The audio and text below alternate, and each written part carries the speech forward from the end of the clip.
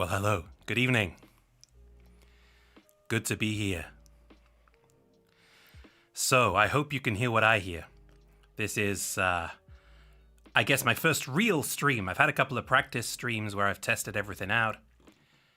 I wonder if you can hear a bit of background music like I can. I've got it playing for me in a little playlist here. This is new to me. So, I hope you can hear the music. I know it's going to get louder later on. So, I'm ready for that. But,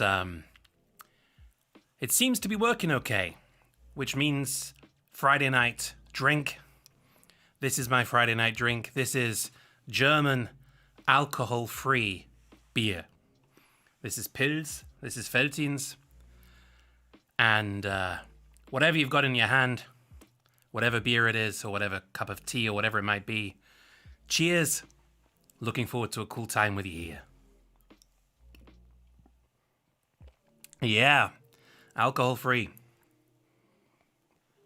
Right now, I have to be honest, I am too sleep-deprived to consider alcohol. I have 3 little munchkins here at home, and the smallest munchkin is 1 year old. He turned 1 just a couple of weeks ago, and he's still teething, and the nights are short, very short, and frequently interrupted. So right now, I have enough sleep deprivation to, to consider needing alcohol right now. So I haven't drunk a lot of alcohol for a long time, only a couple of times in the last couple of years. So that's the effect of having children right there. Okay. So I hope everybody's doing all right. I hope everybody's well. I've been looking forward to being here. I see the Floor Anonymous meeting is in session. That's very cool. Like it. So tonight the plan is this. Nice and chilled out. We're not going to put too much pressure on ourselves because this is my first proper stream here on YouTube, so you never know what technology is going to do to us. But here's my plan tonight. We're going to do a couple of things. We're going to firstly try out some reactions, and this will be my first official stream with reactions in it. So I'm going to take some suggestions in the chat here of things you've been waiting for me to react to. And if I've never seen it before, then I can do that. I can react. If I have seen it before, I will be totally honest with you. I'll tell you. And if you still want me to review it, then we can make that happen. Now, if there's anything where I have to say no, I promise you there'll be a reason for it. It may be that I've already prepared a review video that's coming out in the next week or two. So if you suggest a song and I say, hey, I can't do that right now, it might be because of that. But I don't want to give too much away, right? So let me know if there's anything you would like me to be reacting to. The chat room is there for that. Stick your requests in, and we'll do some of that in a little while. And of course, the highlight for me definitely will be my review of Nightwish playing the Poet and the Pendulum. I've been building up to this for a while. I've done quite a few Nightwish review videos already, and I've had the aim of covering, as many different parts of Nightwish's history as possible. And, Ghost Love Score was the beginning for me. And I know that there's things like The Greatest Show on Earth to look at later, which I will build up to as well. But right now, it seems like a great time to be looking at Poet and the Pendulum. That was my plan as soon as I hit 1,000 subscribers. Now, I'm getting close to 1,600. It went faster than I thought, I have to admit. It accelerated quite quickly, which is lovely. Makes me happy.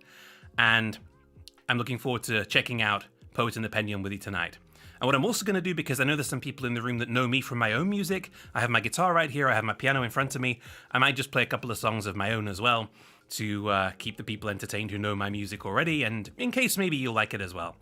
So that's the plan for this evening. What I'd like to know before I do too much is, I'd like to know where in the world you are. What countries do I have represented? Who's around?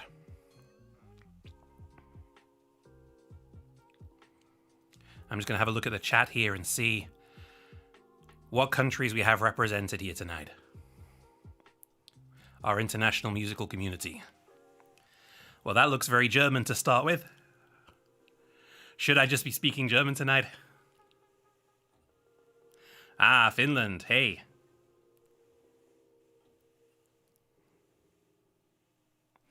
So I should say kippis, huh? And we have England in the room. Okay. That's where I come from. That's where I grew up before I came over to Germany. Oh, what is it now? 16 years ago. Unbelievable. So I know England very well. Excellent. So mostly German and some Finland and some England. Okay, sounds good. So if you don't understand what I'm telling you and you need some German help, then you can tell me that. I can't help too much with Finnish, I'm afraid, but I know that I don't think I've ever met a person in Scandinavia who couldn't speak wonderful English, so I'm sure that you'll be fine. If there's anything you want to ask about, if there's anything that I didn't explain clearly or that you didn't catch, then just shout at me and I'll sort it out. That music's getting a bit too loud for me. I'm just going to turn that down. Do you hear the backing music? I'm curious now because I hear it in my headphones, and it's the first time I've done a stream with backing music, just to kind of put some chill out vibes out there. Do you hear the music there?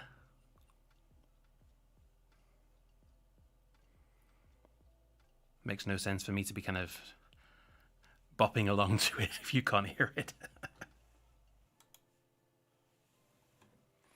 It's getting a little bit dark where my pop shield is. You can't hear music, that's terrible. I have background music playing here.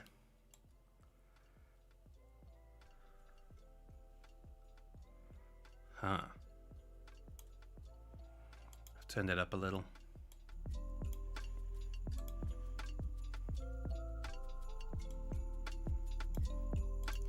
So there's technical error number 1, right? To look into. I wonder why that is. Oh, you can hear it. Okay. Okay, that's interesting. I know that some of you would probably prefer to be hearing metal music, right? Which is, I listen to metal music as well, but it's very hard to get license-free metal music to play as background music. That makes it really tricky. So I have some chill-out, license-free music that I can put in the background. Now, I'm not seeing all too many requests for reactions in the chat yet.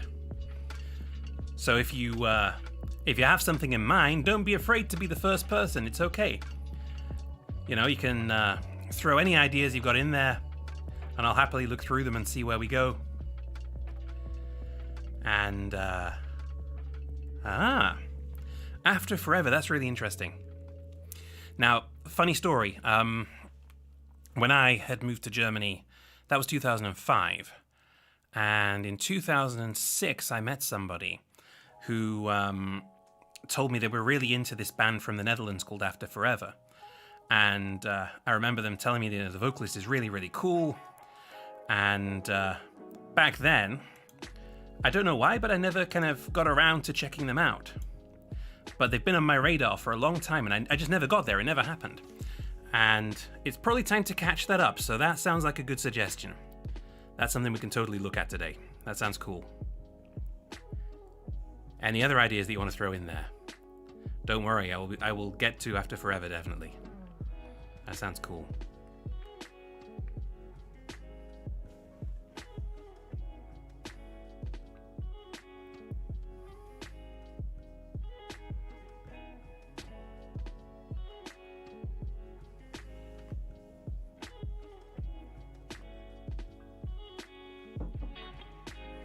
What do we have here?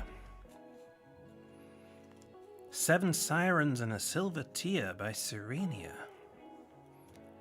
Now, that is a name that I don't know. Oh, do I? I'm trying to think. No, I don't. I don't know the name. I remember seeing a band called Tristania supporting Nightwish when I saw them in Manchester.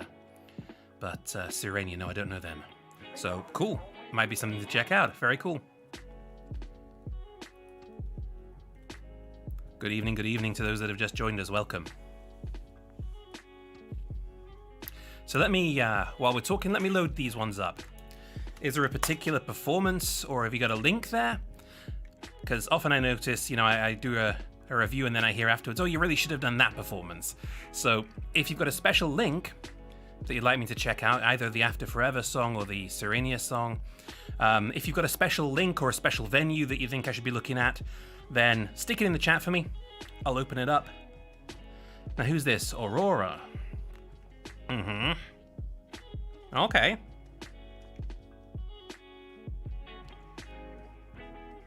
So there's some names that I've never heard of before. After Forever, I think, is the only name here that I'm familiar with. Okay, that's great. So if you've got any special links that you want me to check out, then do stick them in the chat. Otherwise, I'll just take the first link that I can find reasonably online.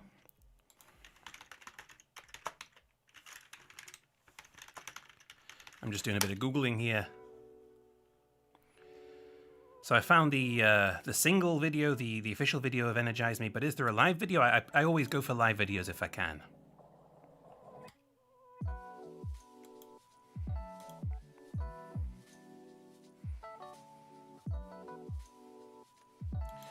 So what I'm seeing here is 2007.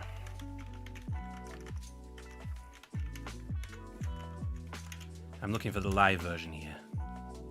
Here we go. Prog Power USA 8 in 2007. There's one. We can do that. Okay, that's in my queue.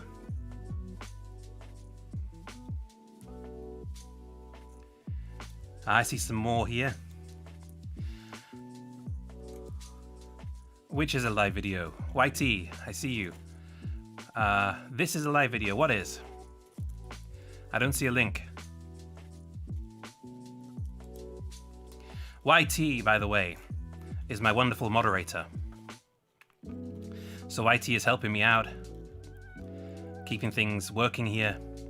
So YT, if you could do me a huge favor and any links that you find for these suggestions, because then I can get started on the first one. If you can find any cool links for the suggestions that are here in the chat, and you can send them over to me. It doesn't matter whether you send them via Instagram or Discord or wherever. I can find them here and I can then click on them and get them open. Excellent, perfect, thank you. I'm gonna guess that YouTube's chat filter is kicking out any links that are being put in here. I don't know why that is, but that's okay. We'll make it happen. So I'm gonna turn down my backing music. We've chilled enough. Now we can get down to business, right? Okay. Greetings, USA. Hello. We're going to the USA now for this this video clip. So this is us making history because this is my first official live-streamed reaction video. It's actually my first reaction video full stop because I have been doing review videos so far. I've been doing songs that I'm familiar with, and I've been looking at those and breaking them down. And the background to that is that I teach at university, and we've just been doing a course called The Language of Songwriting and another one called The Language of Songs. And I gave my students the task of putting together a reaction video to a song of their choice, and I did the same thing myself with Ghost Love Score. And then it snowballed a bit. I stuck it online to see what happened, just for fun, and then there was interest. So I've carried on, and so far it's just been review videos, and now, as of today, I also do reaction videos. This is history being made. So, where better to begin than with Floor Jansen, right? So I'm going to turn this on. I'm going to turn this up. If it hurts your ears, scream and I will turn it down a little bit. And let us see where we go with this. Okay, After Forever, playing Energize Me at Prog Power USA in 2007. All right, let's do this. Here we go.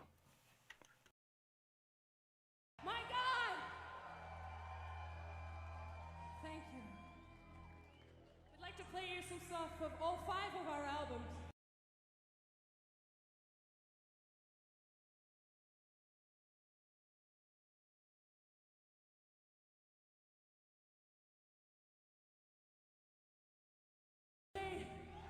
My God! Thank you. We'd like to play you some stuff of all 5 of our albums. And this one comes from the new one called After Forever. So please, everybody here, energize me. You know, even before the music starts playing, what's really obvious is how good a front woman Floor already was. Look at that, it's 2007. And, you know, that's, 5 years before she joined Nightwish? And, you know, already here, 2007, absolutely great front woman, standing right there, you know, really interacting with the audience, and that's what we know from her from Nightwish as well. So those of you who knew After Forever, you've known this the whole time. Excellent. Okay, let's get into the song.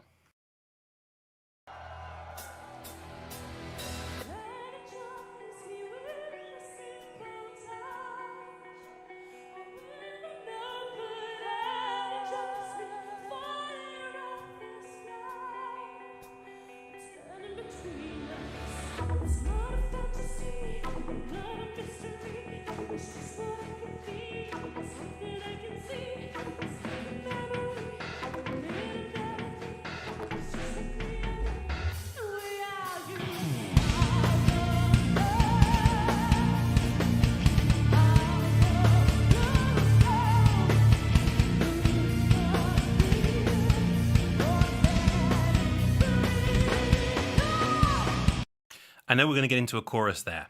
So, you know, I mean, I don't know the song, but the build-up just suggests that we're going to be getting into a chorus. So before we do that, just before I forget things, what's really interesting there is all those electronic elements that are in the song. Now, I don't know whether they're actually being played by a synth or whether they're coming from a backing track or, you know, what's going on there on the stage, whether there are samples being used. Really interesting, though. And it's quite dominant in the mix. I don't know whether that's intentional, but yeah, really interesting. And I appreciate the Explorer guitar there. Very cool. So yeah, really interesting. And she's using a high register. You know, she's singing in a clean register at the beginning most of the time. She's got a really great command of her voice. She knows exactly what she needs to be singing where. And apparently, you know, she knew that already in 2007. You know, she studied performance, you know, vocal performance, and you can tell, you know, she's really got it down. Okay, excellent. Let's carry on.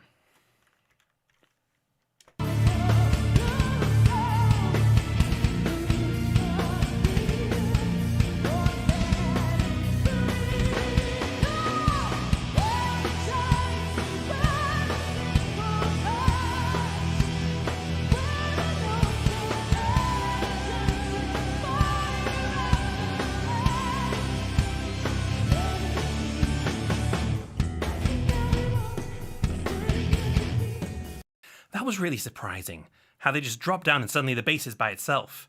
That was really surprising. It was a short chorus, and then suddenly, you know, it's kind of like you pulled the rug out from under everything. And, you know, I've had songs where that happens, and it's really unexpected. Great stuff. Really cool vocal melody.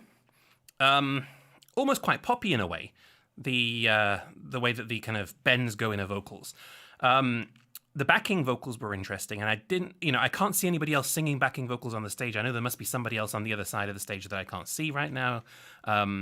What's a shame is that her voice is relatively quiet in the mix, actually, compared to the keyboards and the guitars a little bit. So I'd like to see her push forward a bit more in the mix, but can't do anything about that right now. So yeah, let's carry on.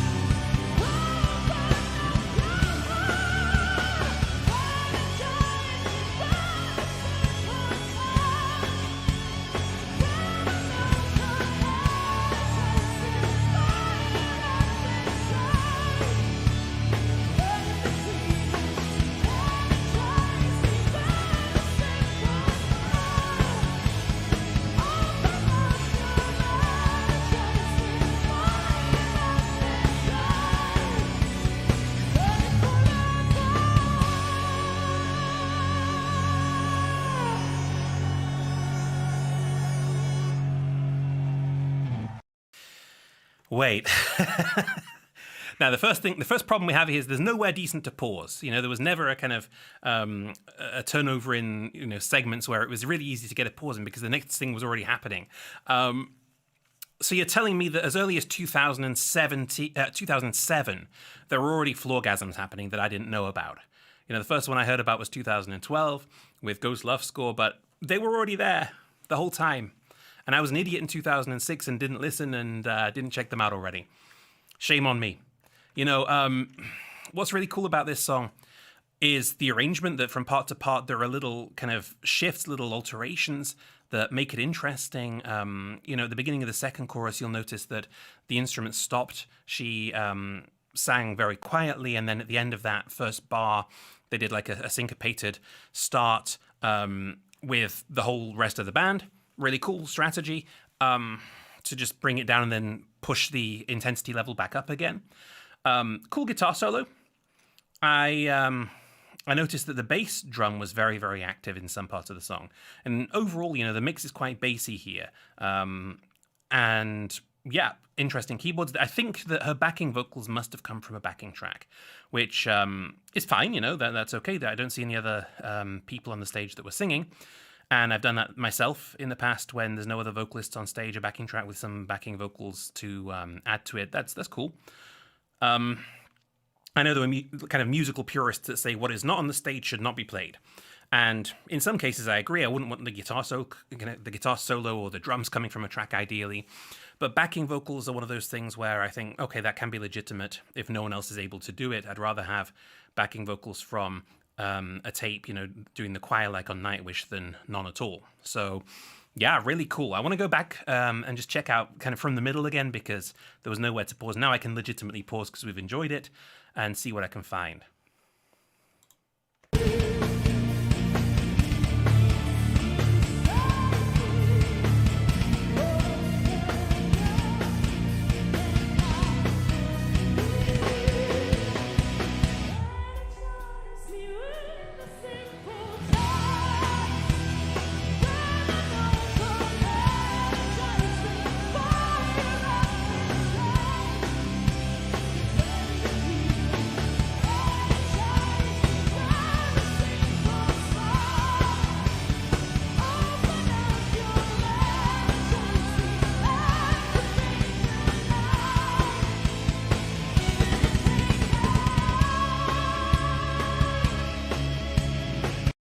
All right, so up to there, really, really cool. Really enjoying that chorus now. It's turning into an earworm.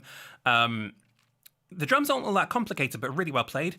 And, handing over to the guitarist for the solo, it's really good body language as well that Floor's doing there, just pointing the viewer's eyes in the direction of what's happening next. And that's something that I like to do on stage as well myself.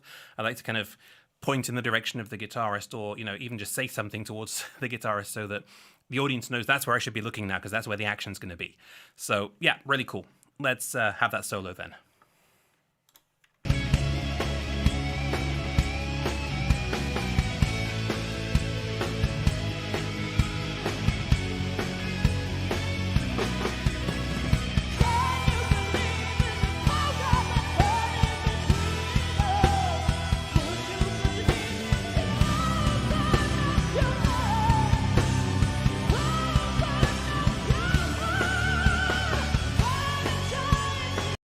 Nope, this time I got to pause. So really interesting bridge there. Very, very bass drummy and also some really cool bass fills. Appreciate, the stick twirls. Why not? Cool. And then straight in to that final chorus. No messing about, straight in there. And, this is a short song. It's only just over 3 minutes long with the introduction at the beginning and the clapping at the end. So short piece of music, and that's quite unusual for metal bands. So yeah, let's have the end.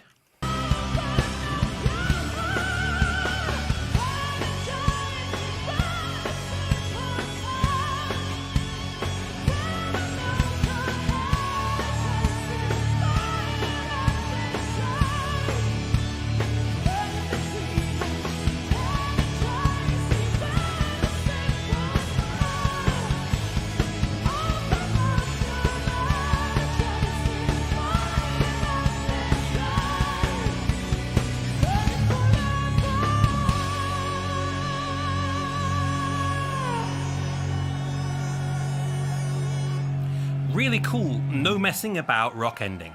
No huge kind of thrash ending at the end. No, nothing kind of overly in your face. Just, we're done with it. Great. Really cool. Looking in the chat. Yes, Poets in the Pendulum, that will happen. We're doing the review of that tonight. I'm not starting with it because I know that there's some Nightwish fans who will make it in a little while still. So we will have Poets in the Pendulum. I'm just doing some first reactions now to get warmed up a little bit. I might play one or two of my songs in between. And we will get to Poets in the Pendulum in a little while, definitely. That will happen. No worries. Okay, so what do we have next? Now then, YT, what should I be looking at? You're the boss. Is there a link somewhere I should be looking at in Discord or in Instagram for me to load? Let's have a look.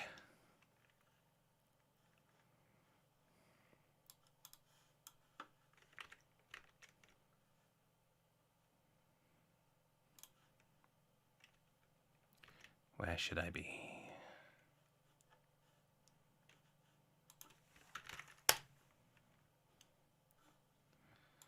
Can't see anything just yet, so I'm going to jump up into my list here.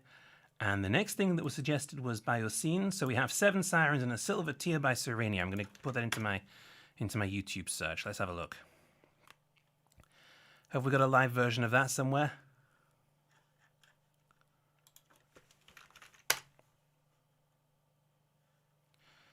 I can't see a live version.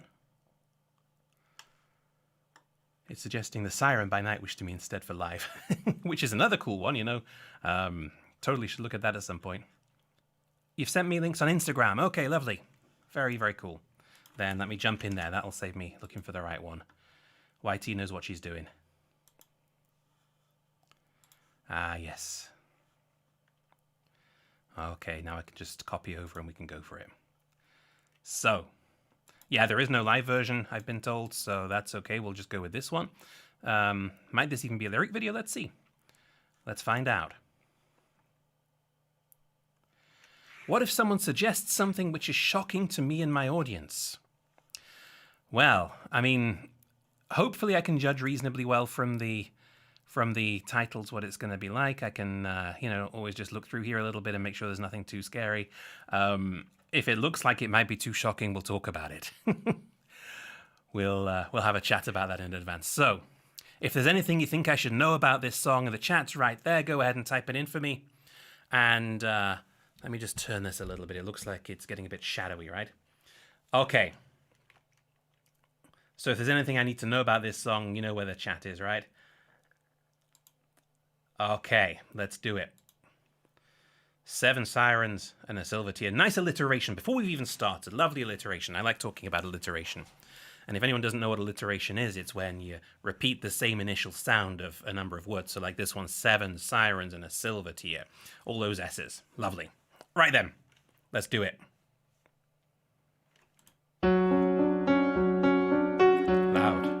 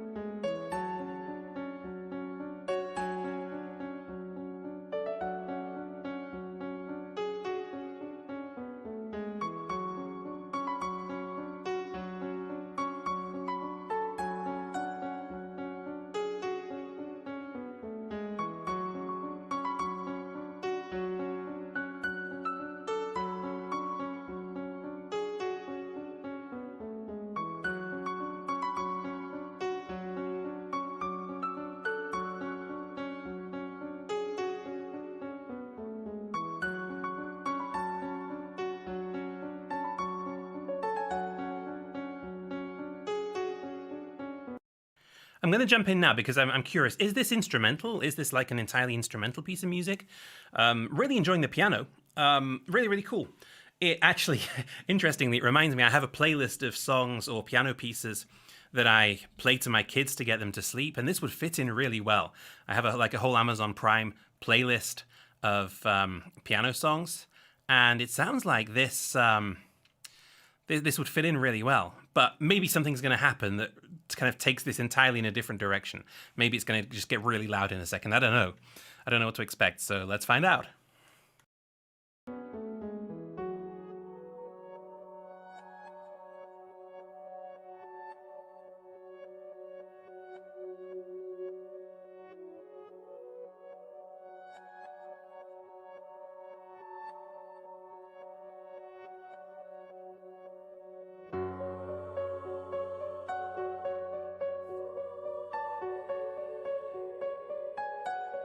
This is getting really interesting.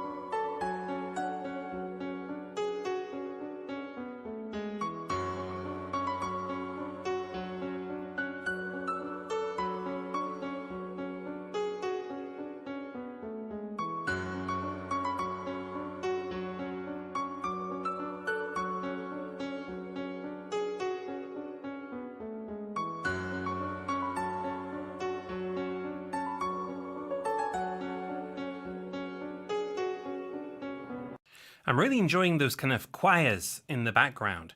And they're getting louder and louder. They're being pulled more to the forefront as we go along. So really like this. And there's some electronic effects as well, I think, in there. Cool.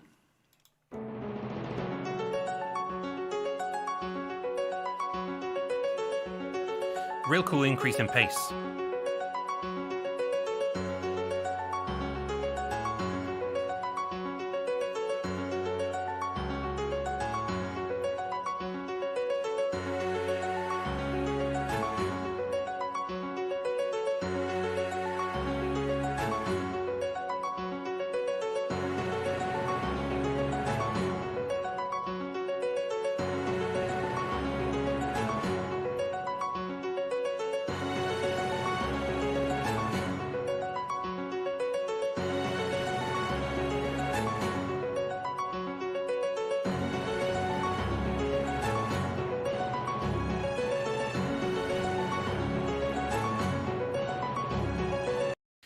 These dynamics are really interesting as well. It's really pushing, it's really pushing step by step. Cool use of the left hand on the piano as well to push up the kind of volume of the bass. So really interesting and a lot of tension. It's, I don't know, it's reminiscent of something from a film soundtrack, where it's about to get scary. Yeah, like it.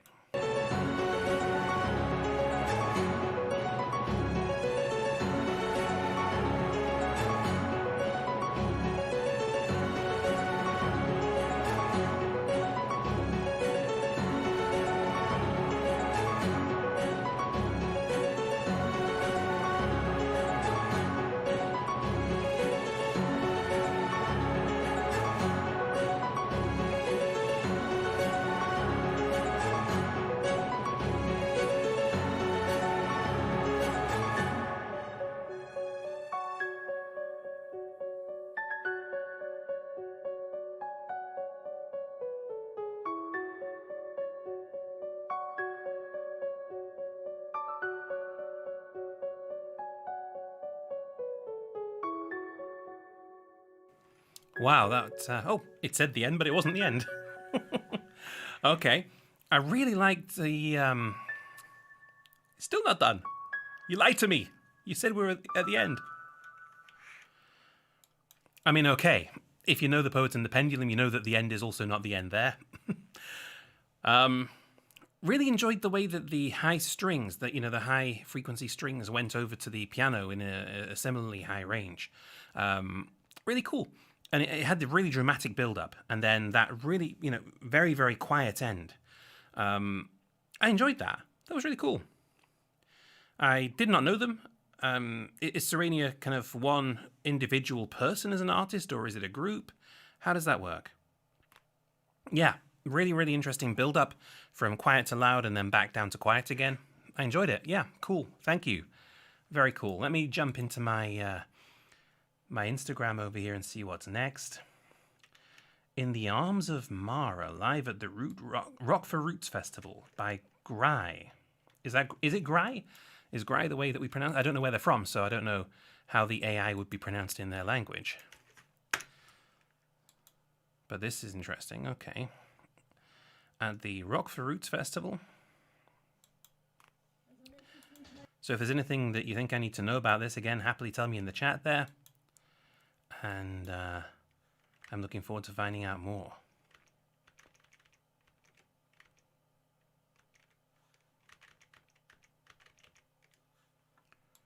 Let me just get across to this window. Very good. It's a gothic metal band, really. So it's just a random kind of instrumental piece on one of their albums between all the metal songs then, I guess, right? That's interesting. Okay. I see there's some more suggestions coming in the chat. Thank you. Hey, Theater Kind of Girl, I remember your name. That's one of the kind of names that I'll remember in my comments section. Very cool. Virginia, hi. And I think I saw Leon in the chat, didn't I? Leon from the UK. I remember Leon. There we go. So, yeah, my wonderful moderator, YT, is taking your suggestions and putting them here into a message for me so that I can keep calling them up. And I'll see how many I can get through. Let's see. This looks like they might play rock music. I'm going to guess. Rock for Roots Festival 2015, so not all that long ago. And anything that you think I may need to know about Grai or, you know, potentially Grai, depending where they're from, then go ahead and tell me. Let's see. In the arms of Mara. В объятиях Мары. Поехали!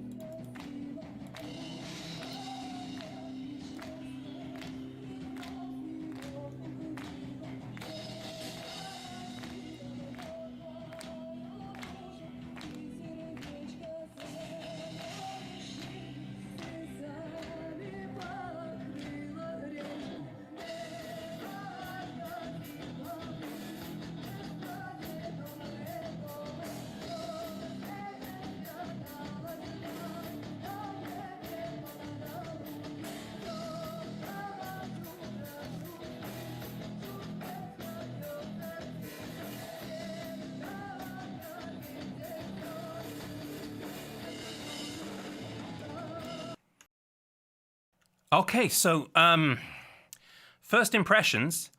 It's hard to really tell what she's singing, and honestly, I can't really pick out the language because she's very quiet in the mix. I mean, the second vocalist here, the lady who played is it a whistle? I can hardly hear her at all, but that might change. She's doing backing vocals, so it's hard to say. But yeah, I'm struggling to hear what she's singing. That in itself isn't a problem. You know, cool melody to it. I just can't really understand what it's all about. I get the impression that I don't think I'm getting the outboard mix here. It seems like I'm getting, you know, like a camera mix, you know, someone's camcorder or something. But you've got an enthusiastic audience. You've got an interesting kind of blend of the rock with this whistle here. It's something, you know, we've had bands like Faun in Germany that do something similar, or they're kind of more pagan metal. So I get the direction, and, you know, it looks like they're going down well. I'd just like to kind of hear more of what she's singing and, you know, what it is that she's actually singing. But maybe you can put me in a picture about what language this is. Just looking in the comments, Epica's newest album, happily, very, very happily. I've been waiting for a while to check out more of Epica. So if you've got a suggestion of a song, stick it in the chat and we'll add that to the list. Lips, While Your Lips Are Still Red. Yes, I have reviewed it, and it came out just 2 days ago. So you'll find the review of that on my YouTube channel. It's pretty fresh. It's just been there a couple of days. Okay, let's see how this goes.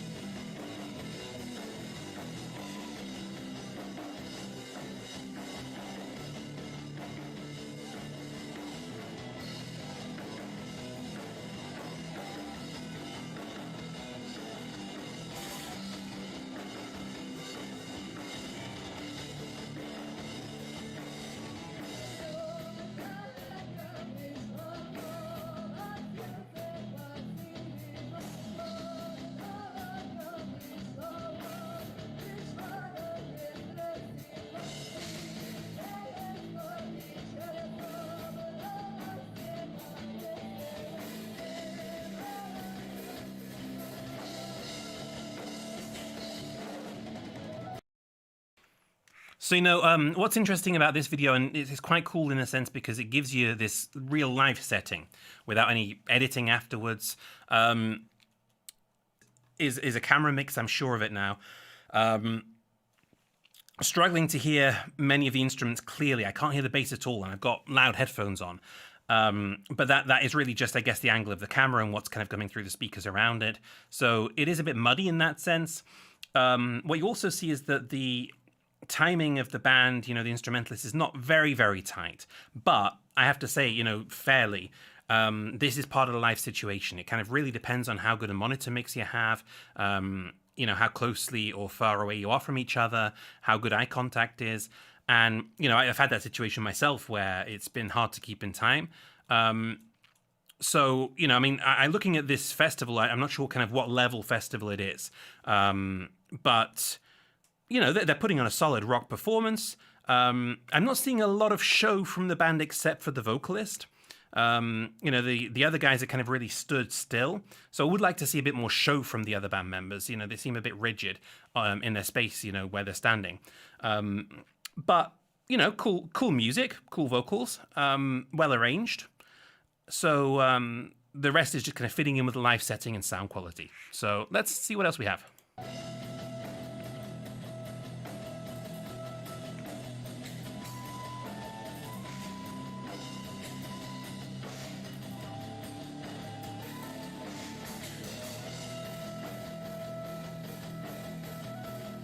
That's more like it, a bit of a headbanging from the bassist.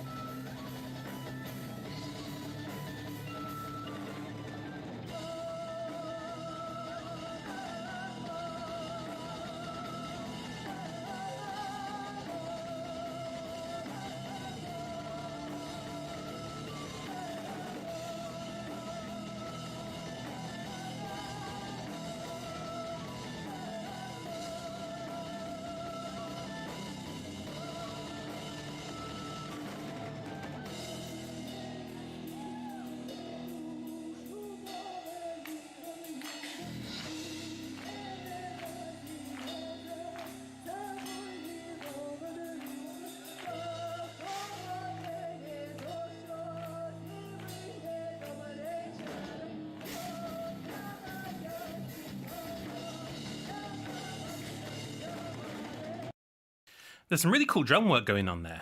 The drum is really good.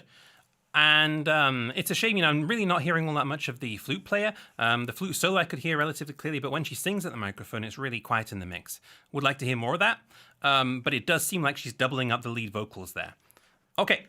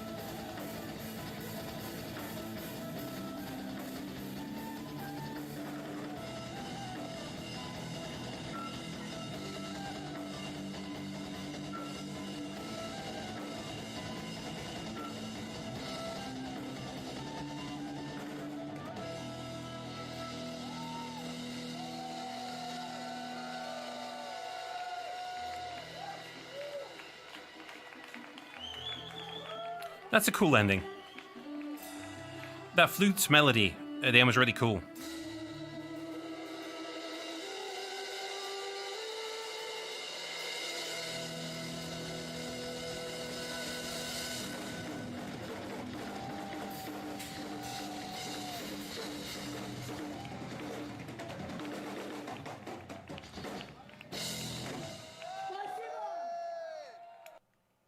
What was interesting there, I noticed you speaking German with the audience in between at some point. So interesting stuff. This is a band called, I'm not sure whether it's Grai or Gray. I mean, they're from Russia, so I guess Grai. Yeah, this is one of the suggestions in the chat. Interesting stuff. Like I say, it would have been really cool to have like a better mix, but this was the only footage that we could find. So I'd say it's a solid rock performance. Little kind of timing things that you sometimes get in a live setting, though, like I said. I would say the way the song's put together, I really like the flute solo at the end. I would say the early part of the song was a bit repetitive vocally. Not sure whether the lyrics were different or the same, but really interesting, especially, you know, the fact she was speaking German to them. So I guess this festival must have been somewhere German speaking. So yeah, interesting band. Cool. Right. Let me see what time it is. It's 10 to 9. So I'm going to take 2, maybe 3 more reaction requests. Then we'll get into Nightwish and look at Poets in the Pendulum, because I know there's a lot of people here for that. And after that, to kind of wind things down a bit, I'll play 1 or 2 of my songs to close us out. If, by the way, you've been watching my reviews and you're interested in kind of doing some debriefs after the reviews, I've now got a Discord channel, and it's a brand new one. I only set it up this week, and I'm going to go ahead and copy and paste a link for you into the chat here. And if you ever want to kind of jump in and have a chat after the streams or after the review videos, when I've premiered them, I'll usually be hanging around, and you're welcome to stop by for a chat and do some debriefing and maybe post some suggestions for future videos. So there's the link. You can always jump in there and say hi. But for now, let me take a look and see what's next on my list. I saw a recommendation for Epica, so I'm really interested to see what might be kind of the recommendation for Epica there. I know they've got a new album out. I've got a good friend who's been telling me how wonderful it is, and I have not been listening to it purposely because I know that may be something I'd want to do on here. So if you have a song recommendation from that, then definitely tell me, because that's something I think we can fast track. Now, let's have a look.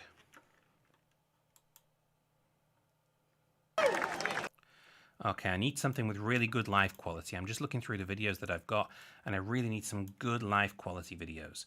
So I'm going to skip 1 or 2 and just find ones where I can be sure that the audio quality is going to be really good, and take it from there. What's this one? Amorphis. Okay, that's a Wacken. I have to be able to expect that the sound at Wacken is good, right? I have to be relatively confident in Wacken. So let's do that one. Okay. Yeah, there seems to be some agreement in the chat about Epica. I'm happy to do that. And Comfortably Numb, you know, I have a review video in the works about Comfortably Numb, so I'm going to leave that for today, because I want to get the first one out dealing with Comfortably Numb, and then later, you know, I'm happy to come back to it and check it out again on a stream and look at another version with Benedict Cumberbatch. Why not? Sure. I remember a version with David Bowie as well, and I'm happy to go for that. I just don't want to do it today because there's something in the works with that. But let's look at Amorphis. We have the B at Wacken Open Air. Why on earth not? Let's do that. I'm not sure whether I've ever listened to Amorphis. I've got to admit that might be a little blind spot for me. So let's try it. Yeah, epic, really, really epic ending. Keeping us guessing. If you don't know the song, it just really keeps you guessing as to what's coming next. And yeah, really enjoyed that, actually. I mean, like I say, this kind of direction of music isn't something that I would naturally listen to at home all that often, because particularly, you know, with 3 tiny ones in the house, and you know, especially one of them is very sensitive to loud noises. Not the kind of music I can really have running here at home in the background, but really, really cool.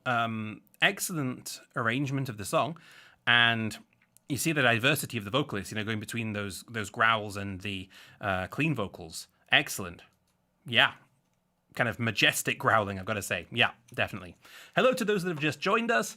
It is not too late for Nightwish. Don't worry, you've not missed it. That's coming up soon. And I'm going to have to stop taking requests now for further reactions, because we don't want to miss the the reaction to, well, the review of Nightwish. I'm just going to jump into my list here and see what the other ones were. I do want to fit one Epica one in. Oh, and there's one Within Temptation song as well. Yeah, I've been waiting to do Within Temptation for a while, so I think I have to do this one. I just have to. Because I'm not going to lie, I have heard a number of Within Temptation songs, and they were all a long time ago. Like, What Have You Done is the first thing that jumped into my head when I think of Within Temptation, and that's years ago. And love it. Fantastic song. And funny story, there's a really, really cool drum cover of What Have You Done by Within Temptation by a Welsh weatherman called Owain Wyn Evans. And yeah, he's a weather forecaster on British television. And he's also a semi-professional drummer, and he put out a fantastic drum cover of What Have You Done? So if you've not seen that, that's something you should go and check out afterwards, definitely. But why not? Let's have a Within Temptation song. When is this song from, Ian? I'm not going to have a chance to look at now, but I'd really be interested to hear from when this song is. Have we got a suggestion for an Epica song from the new album? I know that was something that you wanted me to look at, and there's some agreement in the chat about it. So agree on a song for me, and YT, my wonderful moderator, she will find it, and then we can look at it together here. Okay, those will be the last two reaction requests that we do for now. Then we're going to look at Poet and the Pendulum, because I've been waiting to do that. And then at the end, I'll play a couple of my songs to close us out, okay? Like I said before, Discord link is in the chat. If you fancy joining that and doing some debriefing afterwards, then you can go ahead and do that. You're welcome. And there's also my social media channels up there in the right-hand corner of the screen. Happily connect with me there. You can always send me a direct message there, which you can't do on YouTube. And if you really enjoy what I've been doing with my reviews and my reactions, then you can click the Patreon link. For €1 a month, you can go ahead there and get early access to everything that I put out, all of my reviews and reactions and my music videos as well. There is a second tier at €5 a month for people who really kind of want to connect and get a bunch of bonus material. That includes everything from kind of bonus reviews that don't make it onto the YouTube channel, as well as early demos of my own music, and there's outtake videos, there's special kind of patron live streams that I do every so often as well. So there's plenty going on there. So if you like what I'm doing and fancy throwing €1 into the pot, then head over to Patreon, and there's plenty that I'm offering in return for that.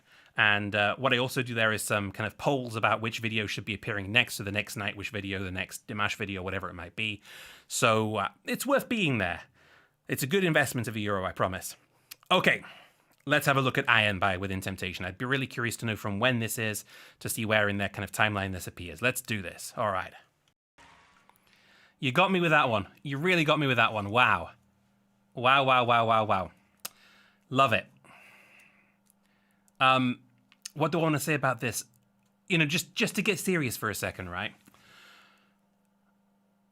I hope the day comes again when shows like that are going to be possible. I don't want to play videos like these to my kids and say, look what used to be possible and look what we used to do before you kids were born. That's such an amazing production. And all those fans and all those musicians in one place celebrating that music. Wow. And I don't want that to be over. I hope that, we musicians are all feeling this, all these concerts being cancelled, postponed and postponed again. I've had one show that's been postponed, I think, 4 times now. And waiting to get back to that, and I've never played venues of that capacity or size, obviously, but I just want to get back onto a stage and play and celebrate music with people again, and I know a lot of us feel that way. So just getting serious for a second, I hope that we can get back to that before too long. I want my kids to go to shows like that. So, yeah, that setup was amazing. And all those musicians, that must be an absolute mission for the monitor engineers. I don't know how many monitor engineers they must have had at that show. For the band to have one, and for that orchestra, and for that choir, wow. I can't imagine what kind of mixing decks they must have needed to create a monitoring situation for all those people. I mean, I'm not a professional sound engineer, but that must have been an absolute mission to accomplish. Real professionals on stage there, from the band to the orchestra, everybody. Love it. You got me with that one. Fantastic. One more, and that is going to be Epica. And then we're going to do The Poet and the Pendulum. Okay, so which Epica song have we agreed on? Have we got one now? We haven't. Shocking. I see more requests for next time. That's cool. One thing I can tell you already, I have just set up this week.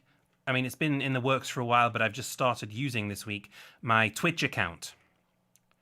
And I'm going to link that for you as well, because I finally got it set up so that it does what it's supposed to do, I think. All I need now is a bunch of followers.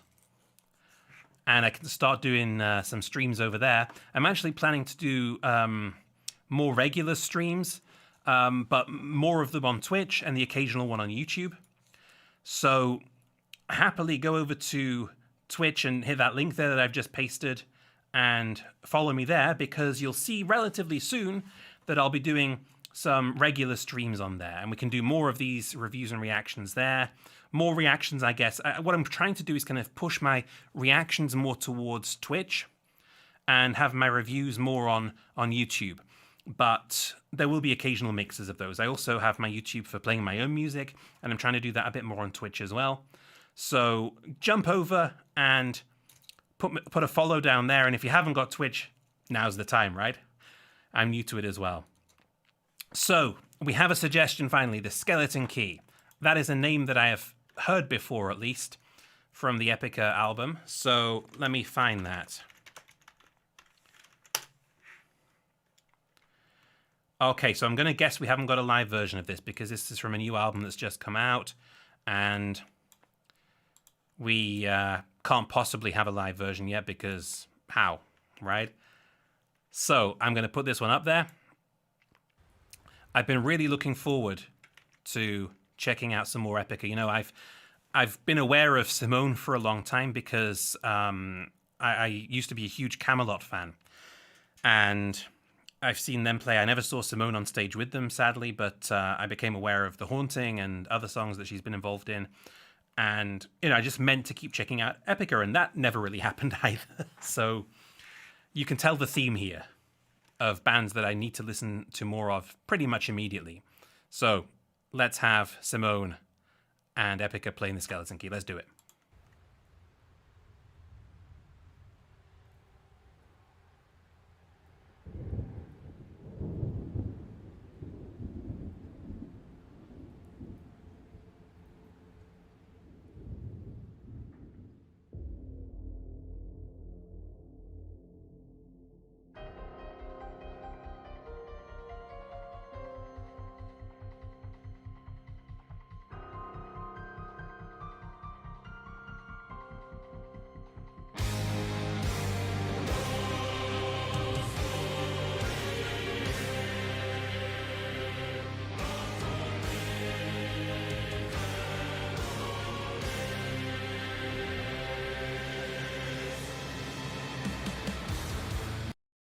Wow, Phew. That's a start and a half, isn't it? You know, looking at the start of this video, just the imagery, it reminds me a little bit of the video for Noise by Nightwish. It, you know, these strange figures gathering around children, eyes almost kind of cemented shut. It reminds me a lot of Noise. Not musically, but the way the video's set up. And, you know, wow, the build-up already here. Dramatic enough? Yeah, dramatic enough, definitely.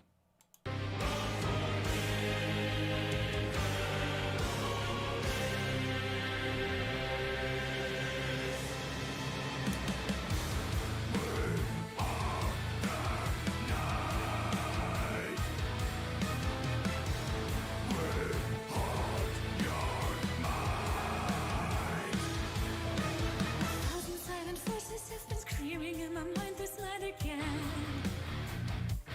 I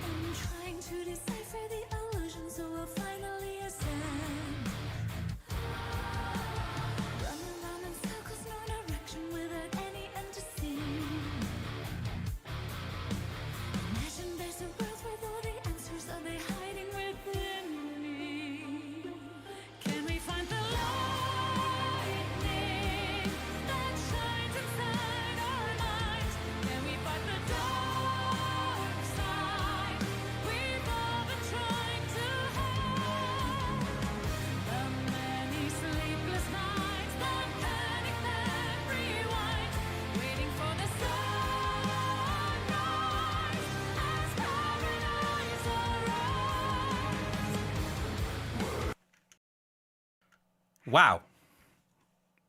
Lots happening again. I think I know now why I haven't listened to all that much Epica. It's probably because this kind of growly vocal style is not something that I listen to all that much. Simone, I could listen to all day probably, but yeah, this growl. I have a lot of respect for someone who can growl like that. It's just not something I would normally have playing in the background. Not very work conducive for me. But wow, the arrangement's really, really cool. Great mix on my ears here. The drums sound fantastic. The guitar sounds great. And those keyboards, those synths, those choirs, so much happening. Sounds wonderful. And Simone's voice, as you know, I don't think I've ever heard Simone sing and not found it to be astonishingly good. What's interesting to me on the music video, and I guess this is, you know, I don't watch all that many music videos. She's doing a lot of belting with her voice in that chorus, but her lips are moving in a very relaxed way, almost like she's singing it in quite a chilled out, neutral manner. But she's, you know, evidently giving it a real belt. So that's interesting to me, that the music video isn't really, you know, she's singing in sync in the video, but the way that she's singing doesn't look all as heavy as it sounds. Interesting. Okay.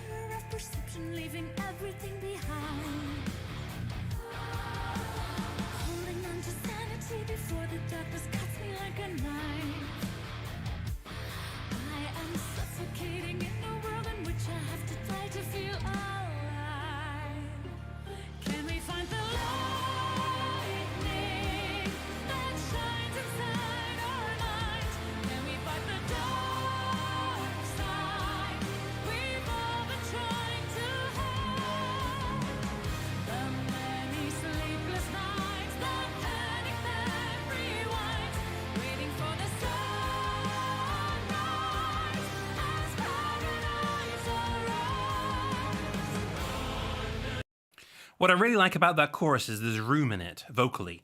The first half, you know, really nice long notes, and then you have that kind of more textually filled second part to those lines. Really cool. So, you know, she's pushing her voice out, she's holding those notes, and then she's adding more lyrics to it afterwards. And sometimes I feel that that's, you know, often there's bands that really try and push as many lyrics as they possibly can into the chorus to make it all fit, because there's so much they want to say. And this is a good example of keeping the message short, to the point, and letting the vocals make room for that. Okay.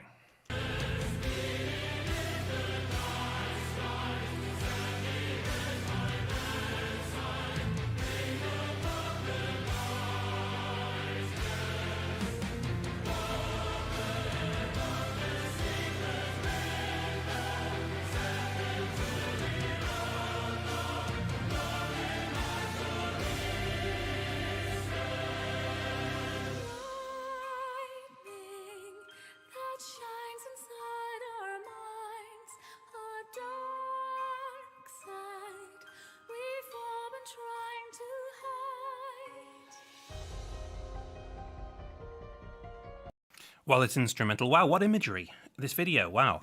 You know, the girl lying there, the heart being really visible, and what they're looking for, you know, the skeleton key to her heart. Is that the idea? Also, this kind of imagery from above, both of Simone and of the girl, and now the girl's waking up, and wow, yeah. There's a story being told here, and it's really interesting. One thing I really want to start doing in future streams is maybe getting some lyrics up on my other screen. Right now, you can't imagine how many screens I've got open to make this happen. But I need to find room for lyrics, I think. I see in the chat here, reminds you of Amaranth. Yeah. What's interesting there is I first discovered Simone singing with Camelot, and when I first saw Camelot live, it wasn't Simone singing with them, but rather Elise Reed from Amaranth. So there's definitely, you know, that connection in musical direction there between these bands. Like, you know, the same kind of rough direction of symphonic metal. Wow. Really cool. Okay. We've all been dancing in the dark. We've all been drifting worlds apart.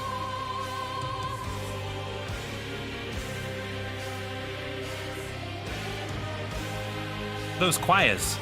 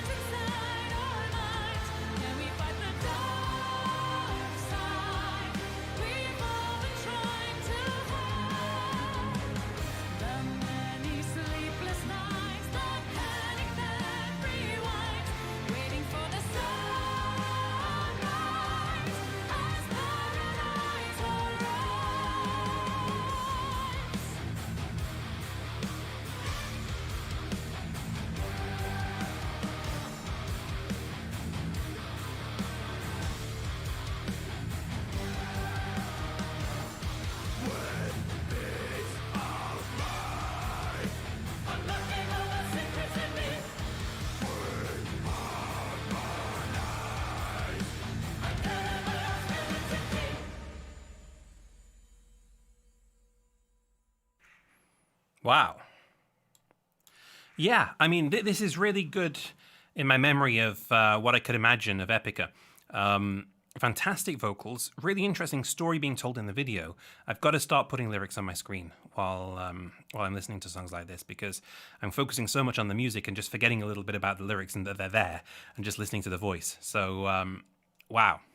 You know, today is my first day of my reaction journey. It's my first actual day in doing reaction videos, and I'm, of course, jumping straight in at the deep end and doing it live on a stream. Why not? So I guess you can say I've got a bit to learn about doing reactions rather than reviews, because reviews is what I've been doing so far. But wow, really cool song. Love it. Beautifully put together. And I will be back for more Epica. I'm sure I will be. And, you know, I have to see what I do when I finish this today. I'll be cutting the video a little bit, and I'll be putting the Poet and the Pendulum review online separately. Maybe I'll come back and do a review of some of these songs from today when I've got the lyrics in front of me, because I can't really keep the whole live stream online with all the different videos that I'm reacting to. I'm not sure the copyright lords would be happy with that. But yeah, this is a song that I think I might have to come back to again and look at in more detail. Really enjoyed it. Okay, thank you for all the suggestions. It's been great. And what have I got through? 4 or 5 songs there I must have done by now. So that takes us really nicely into the time for the kind of headline band, right? We've got to get in and look at Nightwish now, because I guess that's why most of you came. I know there's a few people that know me and my own music, and I'll play a couple of songs at the end to play us out. But my guess is most of you are here for Nightwish today. So let me get that loaded and we'll make it happen. Now, if you don't know Nightwish, where have you been? If you don't know Nightwish, I mean, I've been a fan of Nightwish now since around about 2000. It must be 3 or 4. I think it might have been 4 when Nemo came out. And, you know, I was doing my year abroad in Germany as part of my bachelor degree in German. And Nemo was playing on MTV the whole time. And, you know, interestingly, alongside songs like Numb by Linkin Park, that kind of thing, I remember just certain songs being in rotation, and one of them was Nemo. And I was like, wow, this band had to get into them, had to get it through the whole back catalogue. And from then it was, yeah, Nightwish. And then in 2005, so only a year after I first got into Nightwish, we had the situation that Nightwish's vocalist, Tarja, was dismissed from the band at the end of their Once tour. And I saw them play live on that tour. I saw them play in Manchester, one of the best shows I've ever been to. And it was still quite an intimate venue. It was the Academy in Manchester, before they started playing stadium tours in the UK. And Absolutely amazing. Just unbelievable show. And that was when I fell in love with Ghost Love Score, amongst other things. So fast forward to 2005, Tarja has been dismissed from the band by the rest of the band collectively, but particularly by Tuomas, who is like the mastermind of Nightwish, the main composer and lyricist.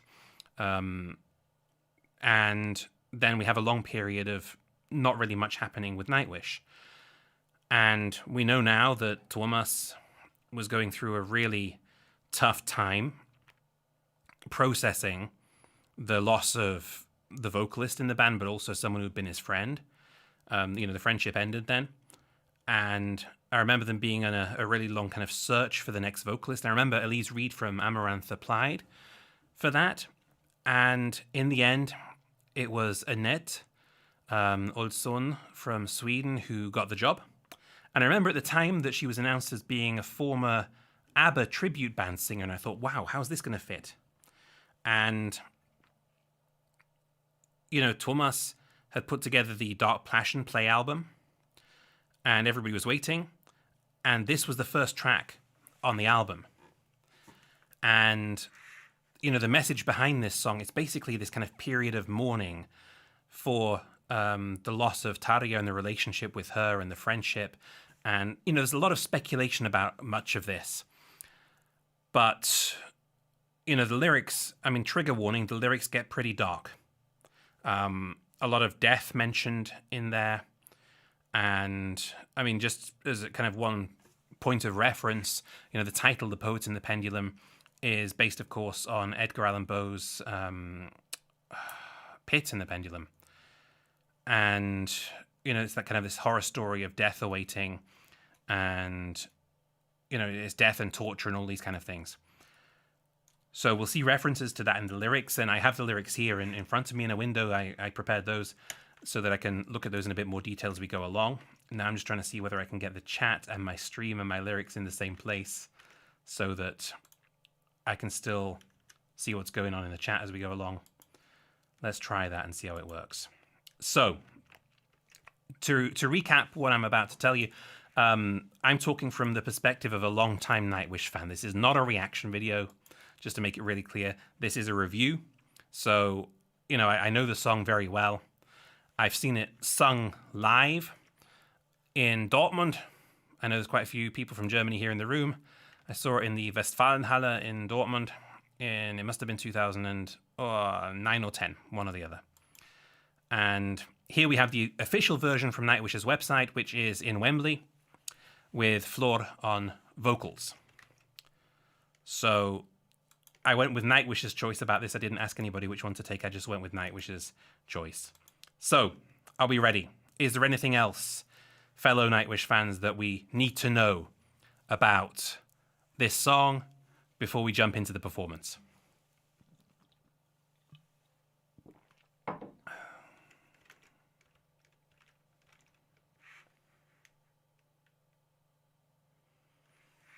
That's a pretty good summary right there in the chat from a theatre kind of girl. Yeah, exactly. So it feels like a kind of death. And we'll talk about some of the references in there in a little while as we get through the different parts of the song. But let us jump in. Let's get started. Here we go. This is The Poet in the Pendulum by Nightwish with Floor on vocals at Wembley. Let's do this.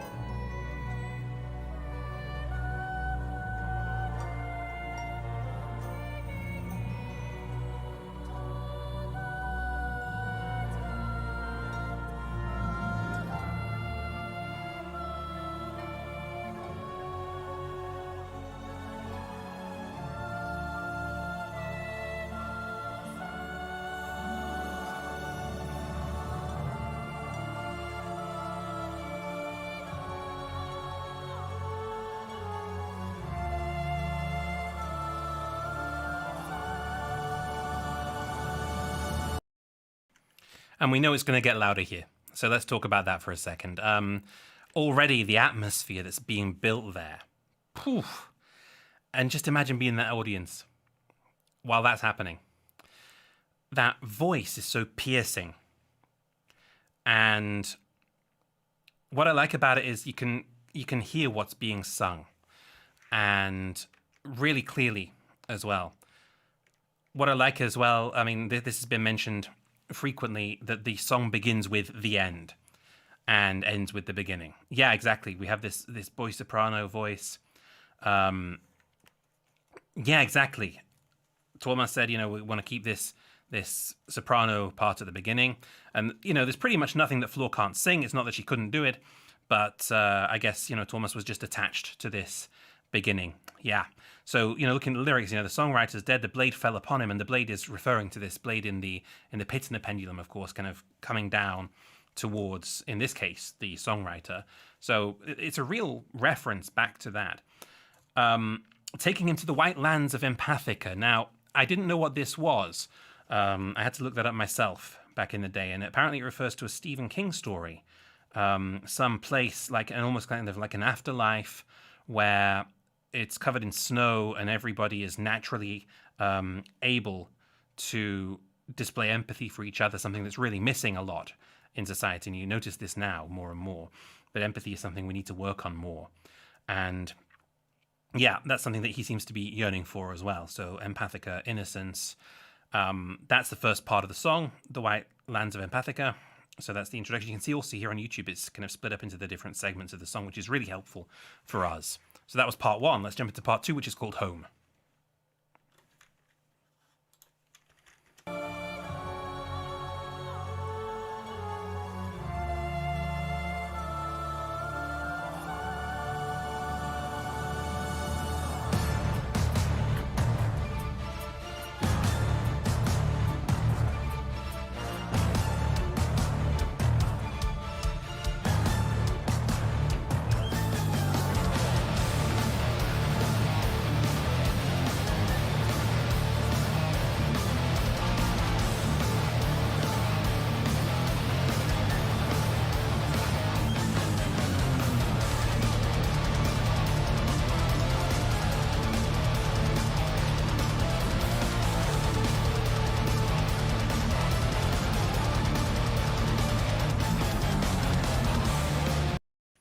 And just as we see Floor coming out to sing, I've got to stop again, because I just have to. The build-up there. So first we've got this really dominant bass drum of Kai going through this at the beginning, while we have the keyboard parts coming in and, you know, the stoppers on the drums with the bass and the guitar. And then we get into kind of more the full band arrangement and the rhythm, and that, you know, that pendulum there swinging in the visuals. The visuals on this tour are just next level, because of course it is. It's Nightwish. And then we get into that really, really kind of extended, you know, double bass. Fantastic. And Nightwish are great at this, building up an introduction before you've even heard any vocals, you know, part for part, adding more layers to what you're hearing there. Just going from, you know, from eighths to sixteenths on the bass drum, for example. Love it. And we've not even heard Floor sing yet. We're 2 minutes in, and it's time to hear some vocals. Let's do it.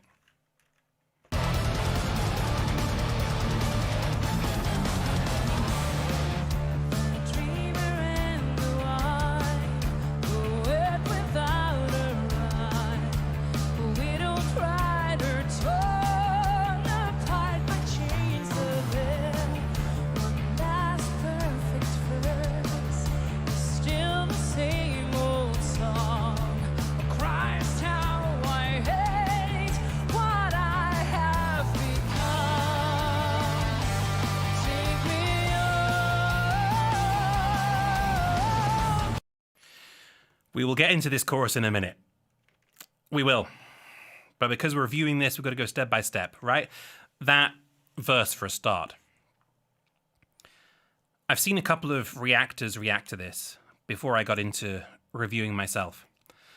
And the first thing that usually shocks reactors about this, you've got that really heavy introduction to the song, and then suddenly you have this quite relaxed, neutrally sung vocal part in the verse, almost poppy. And I say that for a reason, because when Annette joined the band, she was a pop singer.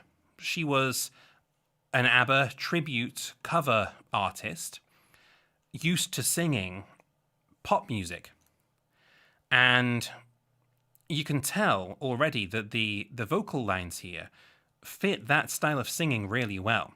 Now, I know that it wasn't necessarily written for Annette specifically to sing like that, because there's a demo of this sung by Marco originally. And I have to admit, whenever I hear a demo that was sung by Marco originally, I love it. And I often wonder, you know, when Tarja left, whether Marco couldn't have just been the vocalist of Nightwish. Because everything that I've heard from Amaranth to this, it sounds fantastic with Marco. And, you know, I say that especially now when we know that, you know, we've very sadly not got Marco in the band anymore. But, yeah, the melody is really poppy. And also, you know, we'll go back and listen to it in a second, but the melodic bridge between the verse and the chorus, if you just listen to the style in which it's sung, it's something that Annette does a lot as well, that Floor's doing here too. These little pop trills at the end of phrases. And fits really, really well with this metal song. Why wouldn't it? Thomas just has an ear for it, right? What do we have here in the chat? Yeah, absolutely. True poet, musical genius. Yeah. Just having that kind of vision. It's not really a vision, you hear it. But this kind of audio vision, I guess, in your head of a whole song like this. And we'll talk about that more in a little while when we get to the arrangement of the whole song. But let's carry on. Let's just go back and listen to that transition again.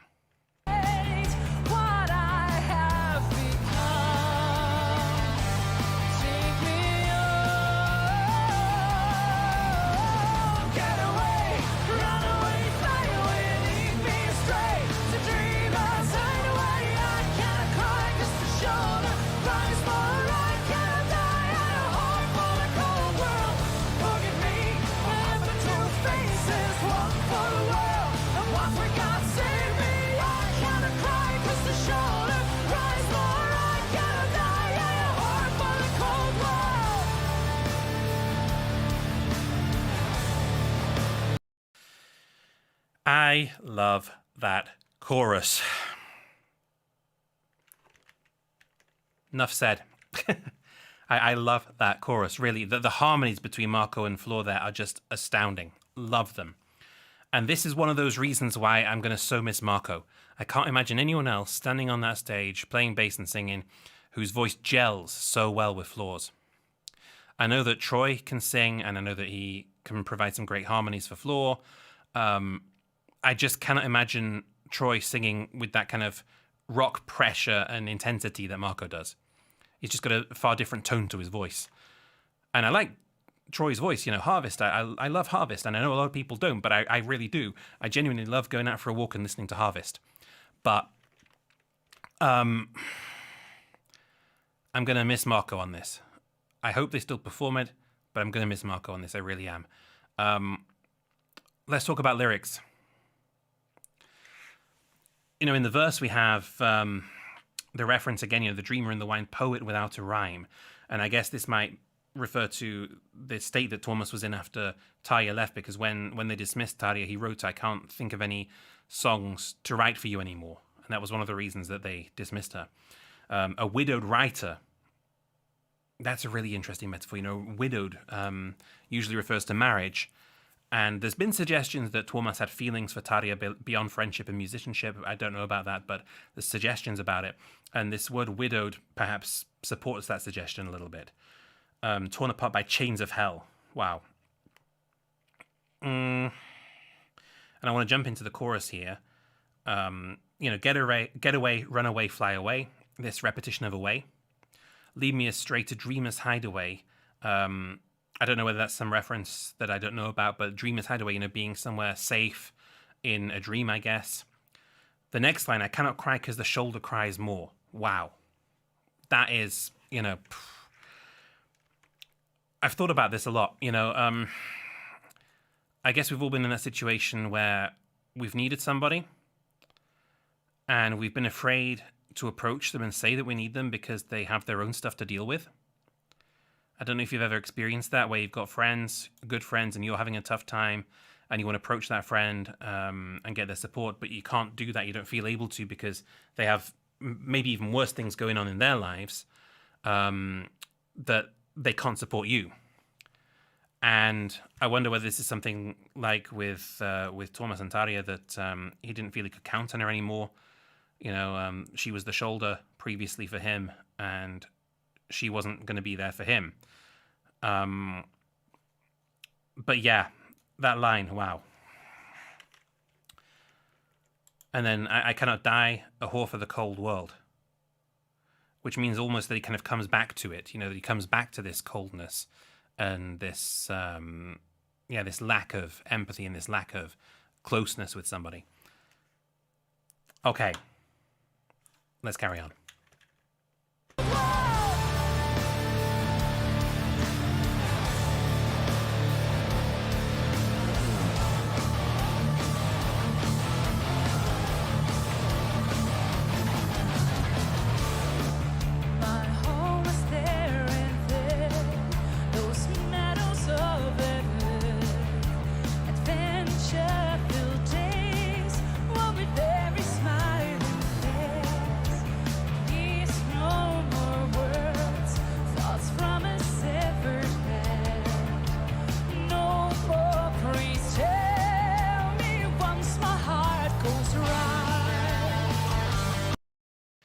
Yeah, we're going to jump in there for a second because I want to talk about how cool it is watching Empu go across the whole stage. And you've not seen much of that in this video yet because there's been a lot of close-ups, but Empu's usually everywhere.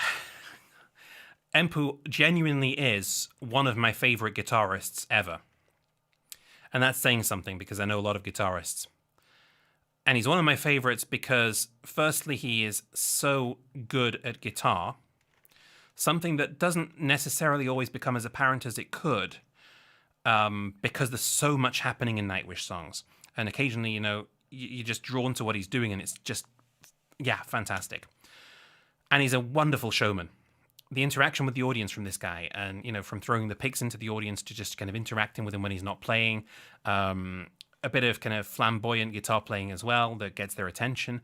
He's just one of my favorite guitarists in general, at all. And I do enjoy seeing him run over to Thomas with a beer and just having a chat during the verses when he's not playing. I always wonder what they're talking about and whether they can actually even hear each other with all that monitoring and the noise that's going on. I really wonder whether they're actually talking to each other or just making it look that way, because when I've got any monitors in, I can't hear a thing that anybody's saying to me. But yeah, if we look at the lyrics here, you know, my home was there and then, those meadows of heaven, adventure-filled days, one with every smiling face, so kind of harking back to the past. And this is a cool strategy in lyric writing where, you know, in the first verse, for example, you're in the present time looking at the problem, and in the second verse, you're going back in time, you're doing like a flashback to happier times. And, you know, that can be the other way around as well, but just kind of from verse to verse, looking at a different angle. So really cool. And then we go into this Please No More Words. And I remember the first time I heard this song thinking, wait a second, did she just sing Severed Head? And of course she did, because, you know, Thomas wrote this, and it's, we know it's sad. We know it's about a really sad situation. And yeah, thoughts from a severed head. Think about that, you know, how can a severed head think? Only if it's Thomas's, right? So yeah, tell me once my heart goes right. Okay, let's go back into this next chorus.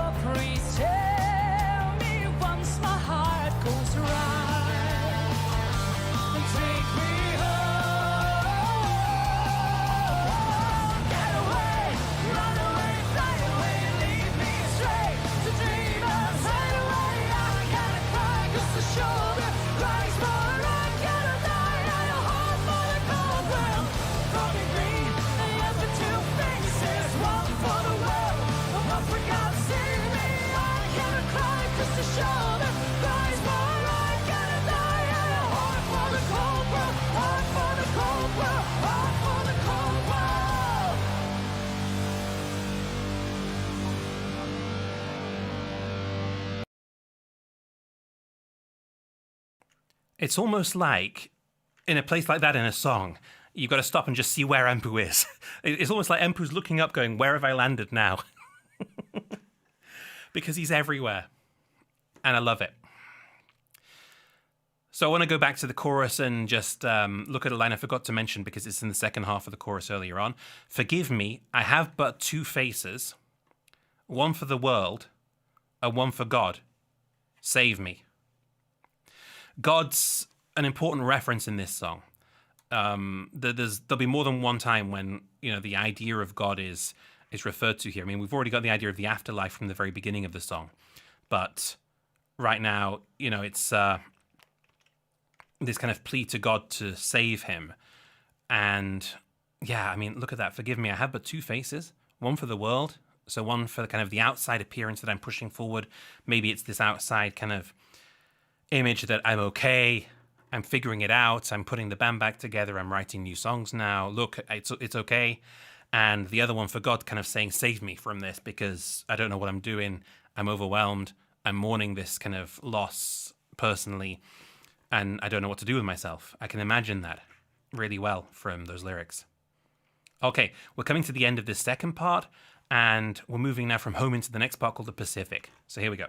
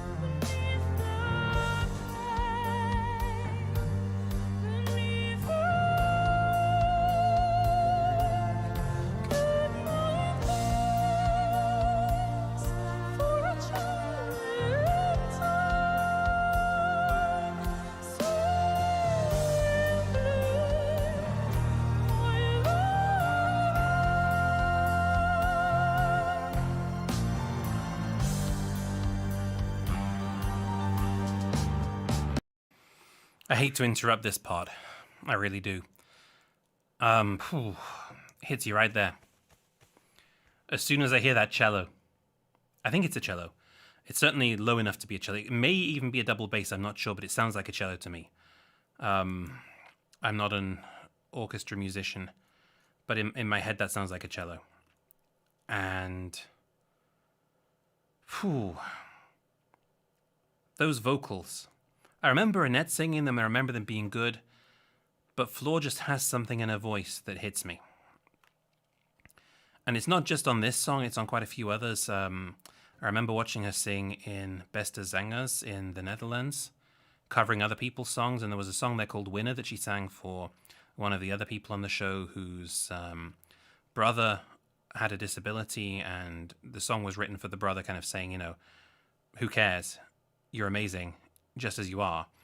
And I remember the empathy in how she sang that was so strong that it really got me, really hard.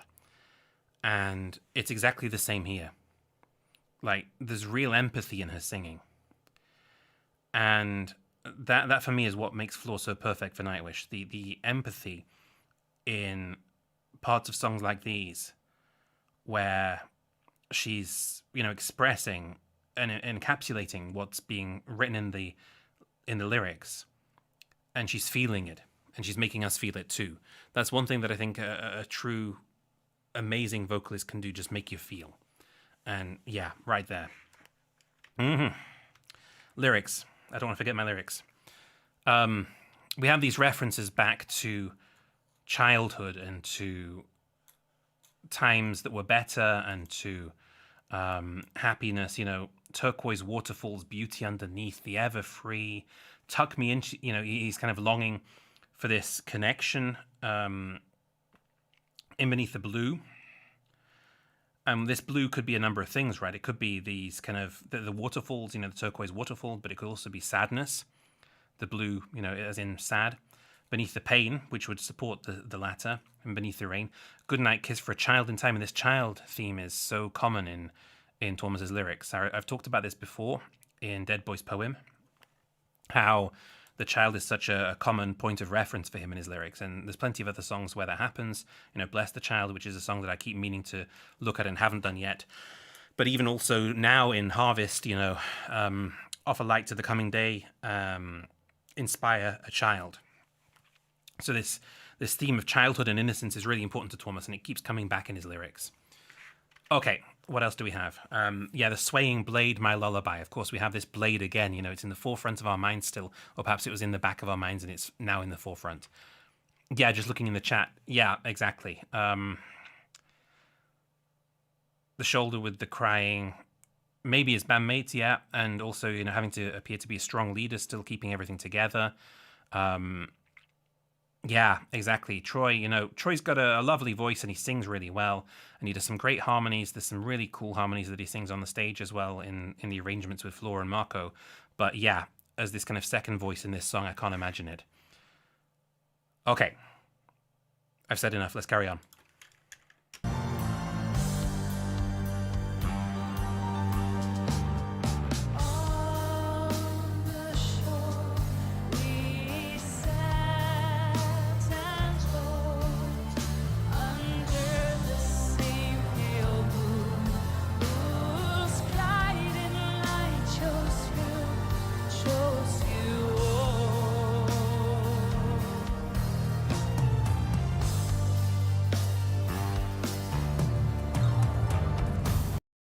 It's going to get more dramatic here. Spoiler alert.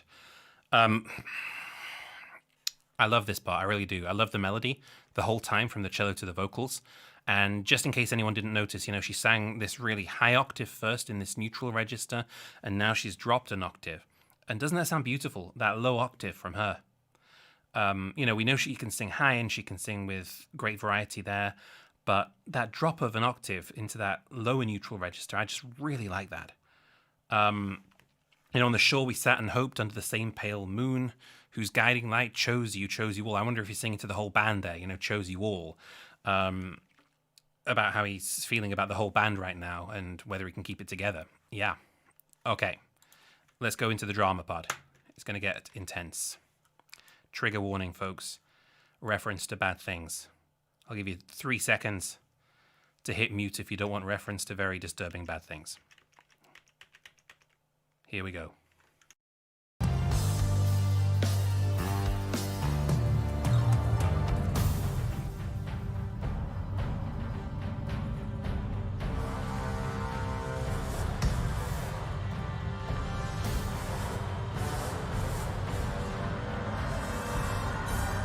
I'm afraid, so afraid, being raped again and again and again. I know I will die alone, but loved. You live long enough to hear the sound of guns, long enough to find yourself screaming every night, long enough to see your friends betray you. For years, I've been strapped onto this altar. Now I only have 3 minutes and counting. I just wish the tide would catch me first and give me a death I always longed for.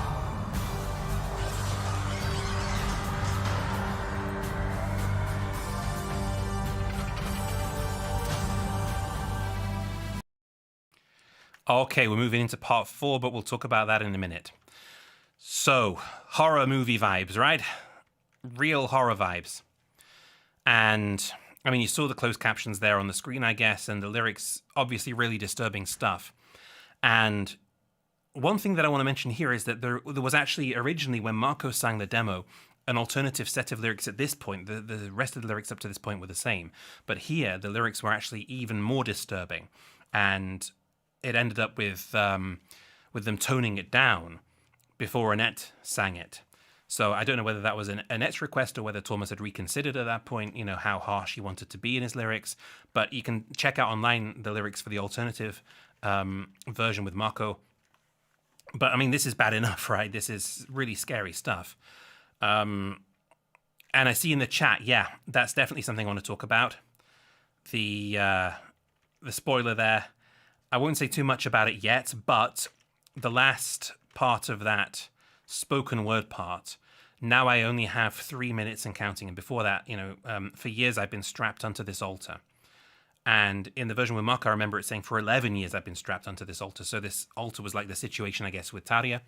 And now I only have 3 minutes and counting, is this countdown to death, of course, in the song. And all I'm going to say is that countdown of 3 minutes is relevant and it's important. If you don't know the song already, I don't want to spoil it for you, but if you do know the song, you know what I'm talking about.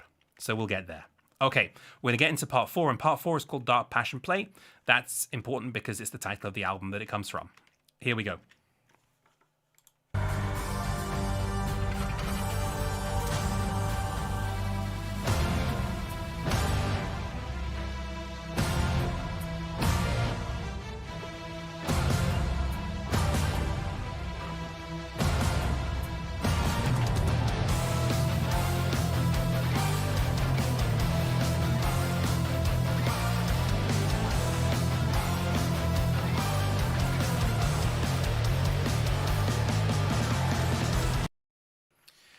I know I'm pausing again already, but there was something I wanted to mention from before that I totally forgot about. And that was in that part before with the spoken word part where it was all very busy and horror-like. A lot of it was backing track. What's really striking to me, though, is at that point, while these really disturbing lyrics are coming, Thomas is the only person on the stage playing. He's playing those string parts on his keyboard, and he's the person who's really affected by this. You know, he's the person whose message is coming out in this song. And it's really telling to me that he's the only person on the stage playing an instrument at that point, and the rest is backing track. So it's really from him. So that was just one interpretation I wanted to mention as well. And the skill of this guy on the keyboards, you know, we talk about his songwriting so much, but I just want to mention, I mean, I'm a keyboard player as well. And growing up, my biggest inspiration on the keyboard, weirdly, not weirdly, there were two people. There was John Lord from Deep Purple, and there was David Bryan from Bon Jovi, a really underrated keyboardist and piano player. And those two guys were my main influences in becoming a keyboardist. And then along came Thomas, and that just changed my world. So as a keyboardist, I just want to say, you know, this guy, the dexterity in his fingers, his sense of timing, he's just a fantastic musician, as well as being this unbelievable composer and lyricist. Had to say that before I forgot. So let's get back into this.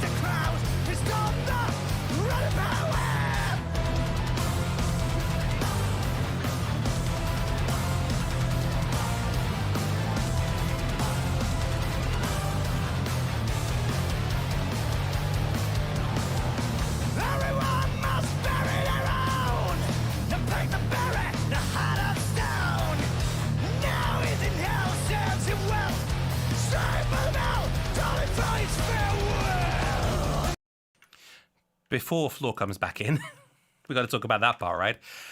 Marco, what am I going to do without you?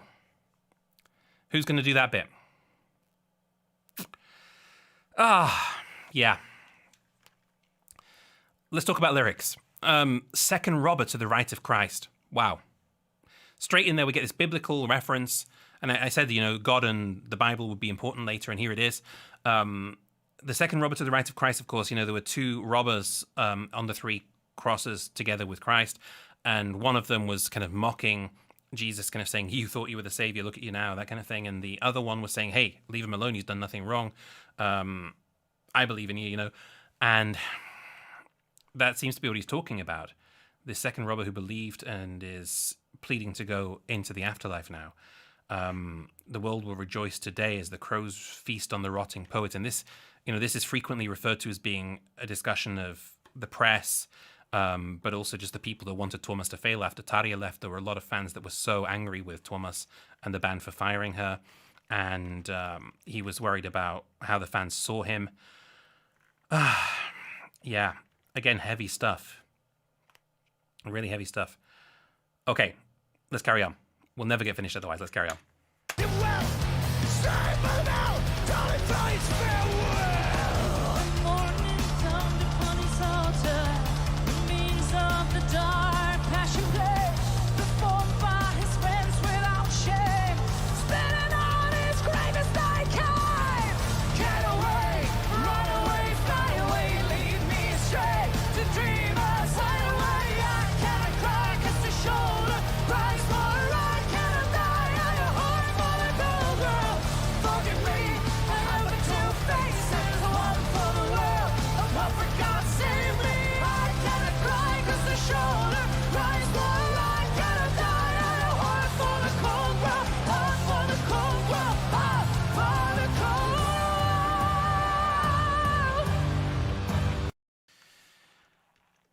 Before we get into this bit, because in a minute, spoiler alert, something is going to happen in a minute that's going to blow your mind if you don't know about it already.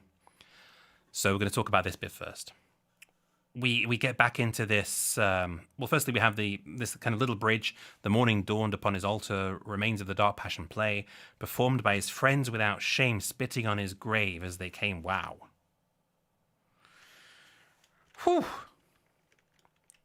Just when you think the lyrics aren't heavy enough, and then that comes. Then we get back into this chorus that we haven't heard for a good, I mean, it's 9 minutes into the song now. We haven't heard them for 5 minutes or so. And we're back into this fantastic chorus, which I really, really love. And one little change at the end of that chorus, just one tiny change. In the first chorus, this line, I cannot die, I a whore for the cold world, it just appears once.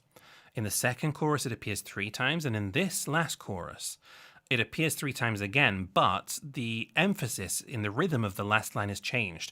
Originally, it was, a whore for the cold world, whore for the cold world, whore for the cold world. And now we have whore for the cold world, whore for the cold world. Just that emphasis, that extra bit of anger. I'm just looking in the chat. Thomas said they'll probably never play it again. Yeah, as I feared.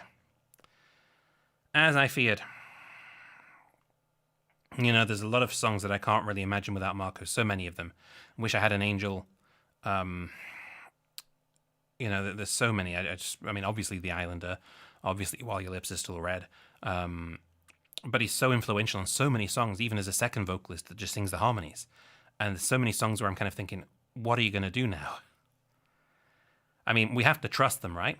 In May, we're going to find out who's playing bass, but they've said it's a session bassist. We don't know whether the bassist will kind of join the band like Floor and like Kai and like Troy did after helping out. We never know, do we? And the songs that they've played again now on the Decades tour that we never thought we'd hear again live. So you never know, right? We just got to trust them. We've got to trust Thomas and his decision-making there with the bass player. And, they said a session bassist, but they don't just need a bassist. They need a bassist, second vocalist, show person, because Marco's stage presence alone. Preferably with some skill on guitar as well. You never know. What a pair of shoes to fill, right? Okay, I digress a little bit. Let's move on to the next bit. Because this is the bit that's going to blow your mind if you don't know the song already.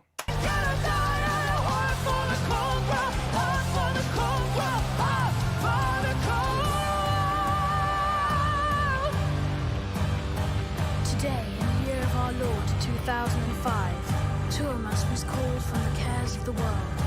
He stopped crying at the end of each beautiful day. The music he wrote had too long been without silence. He was found naked and dead, with a smile on his face, a pen, and 1,000 pages of erased text.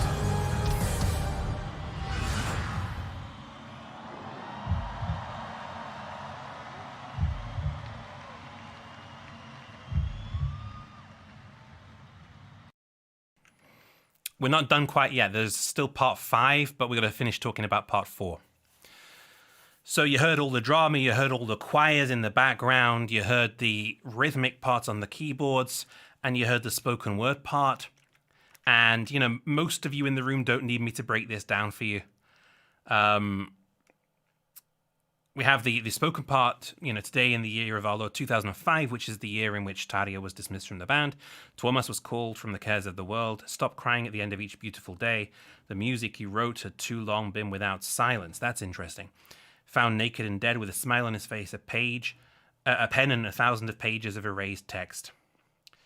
Sounds almost like he's found peace with this ending. But the death reference is, of course, really disturbing in that it makes it sound like he feels like this is a kind of death to him in the separation between Nightwish and Tarja. But a smile on his face, a pen, and 1,000 pages of erased text is almost like, you know, everything's blown up. And this is why, you know, I just looking in the comments, you know, wanting to leave this history behind. That's kind of what he said back in the time when Tarja was gone from the band. He wanted to leave that behind as well, which is kind of what he's suggesting here. 1,000 pages of erased text means everything that he's worked for is just gone. And so it's not the first time he's felt like that. And saying it again now, you know, it's possible that he's leaving everything in behind. You just never know, do you? You know, maybe that he changes his feelings on this like he's done before. But for now, yeah, we'll see. Okay, and of course, the question of Marco coming back. You never know, do you? It might be. Okay, now the bit that's going to blow your mind. I'm going to take you back, and if you didn't see it before, you'll see it now. Today, with a smile on his face, pen and 1,000 pages of erased text.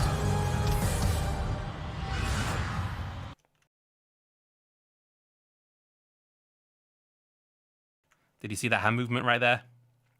That was, of course, the pendulum coming down, and the blade, and the death. Which in itself, you know, fits in with what we were expecting. But on top of that, it's exactly 3 minutes, and I mean exactly 3 minutes, no second difference, to the part 3 minutes ago in the song, when he said, I only have 3 minutes. And counting. And those 3 minutes are up, and you see the hand movement from Tuomas. That's the death. That's the blade. So, I mean, impeccable composition. To set that up. To have that level of skill as a songwriter and a composer. And not just a composer, you know, a composer who's got an entire orchestra in this song. I talked about this with Ghost Love Score as well. He's got a whole orchestra in that track, with brass and with woodwinds and with strings, everything. He's arranged this composition, and he's arranged the entire section of the song around this timer of 3 minutes.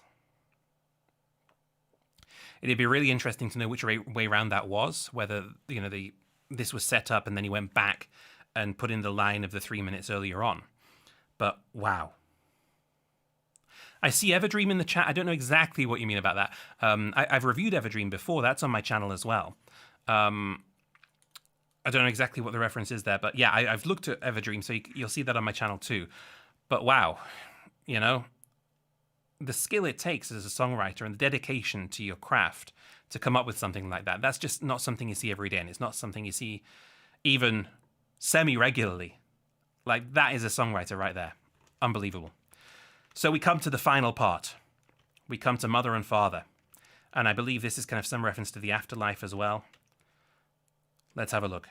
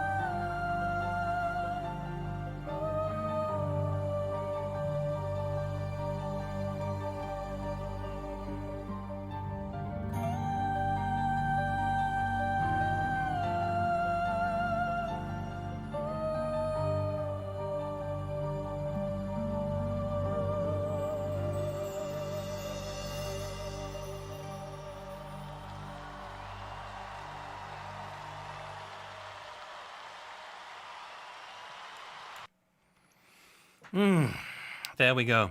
Wow. So a couple of things we can talk about there. Firstly, the lyrics, and I see in the chat, it's a reference to his parents when he returned home after all that had been happening. And yeah, there's also some idea of this home being the afterlife after his life has been taken in the earlier parts of the song, that, this has been transposed basically into that situation of being the afterlife and God speaking to him. God being mother and father in the Bible, right? So there's ideas that might be the case too. And what's really interesting is this pair of lines, the blade will keep on descending, all you need is to feel my love, which is also reminiscent of the relationship between God and Jesus, basically, before Jesus is taken from the world. So, yeah. Then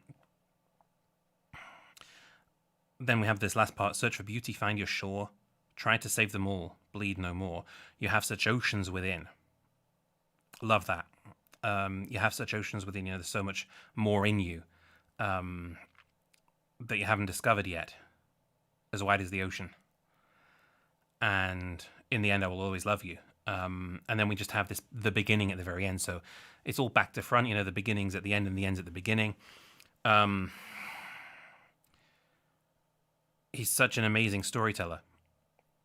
And through Floor and Marco and the rest of the band, he's got this perfect vehicle of expressing this story. Yeah. Emotionally, that's draining, It's so draining for him. And, I see in the chat, where Empu and Marco are standing, at the end of the song, they're standing around Thomas at the keyboard.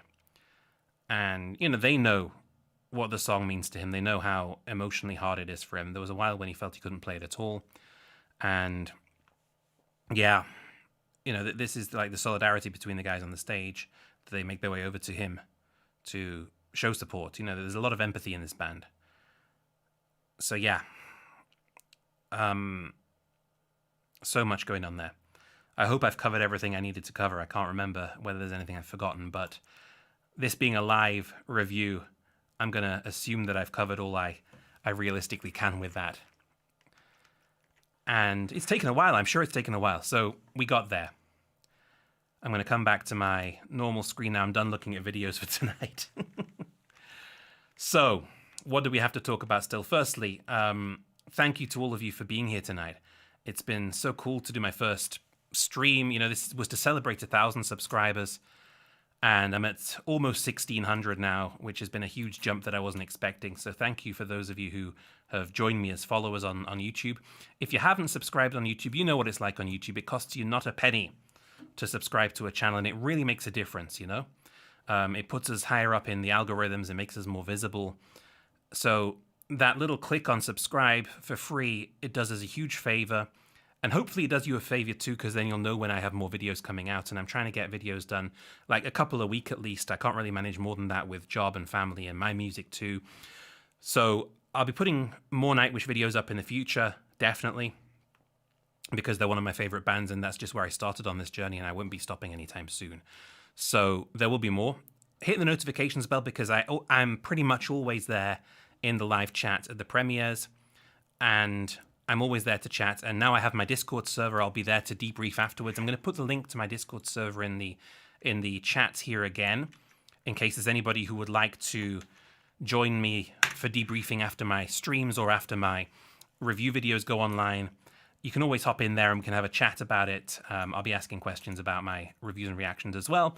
And then you can also discover a little bit of my music that I post every so often. And we talk about other things as well: philosophy, the meaning of life, ethics, all kinds of things, mental health as well, because it's something that's important to me too. And also education and language, English and German language mainly. So there's a lot happening in there, or will be at least, because I've only just set it up. But you're welcome to jump in and to talk to me, because that's something you can't really do all that well here. Other thing, let me tell you again about Twitch. I am now a Twitcher, but only very recently. My channel has only 13 subscribers and I need more.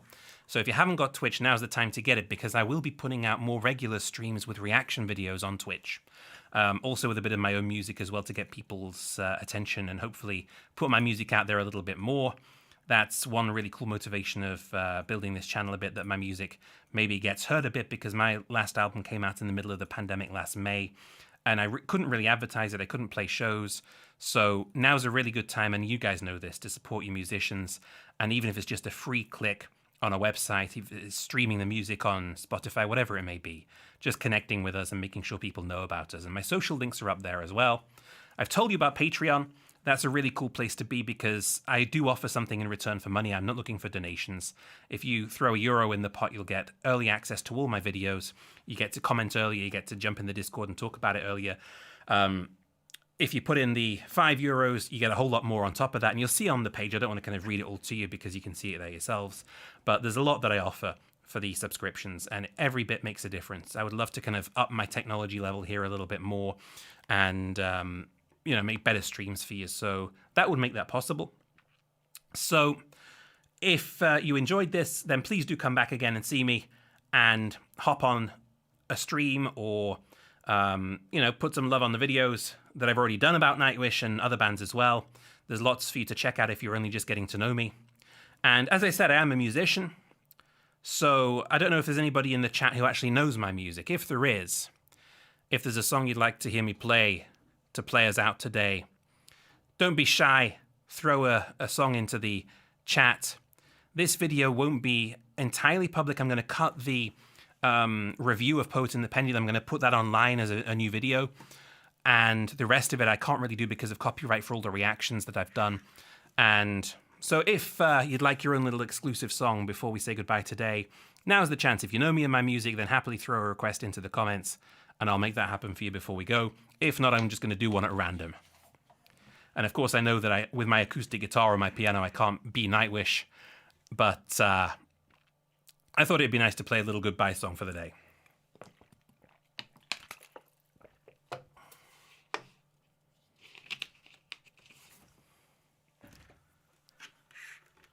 So I'm not sure, maybe the people who know my music aren't there anymore, or they can't decide, but that's okay. I've got plenty of songs at my disposal. I actually spent a long time singing in a hard rock band, and still do occasionally when we get a chance to actually meet, given the pandemic situation. So I've done my own share of melodic rock music, which you can find on YouTube as well, or I can link it to in the Discord as well. So I don't see any requests going into the chat. I guess most of the people that know me have gone to bed and disappeared by now. So I'm going to play a song on my guitar. Let me just put that on and we'll get ready.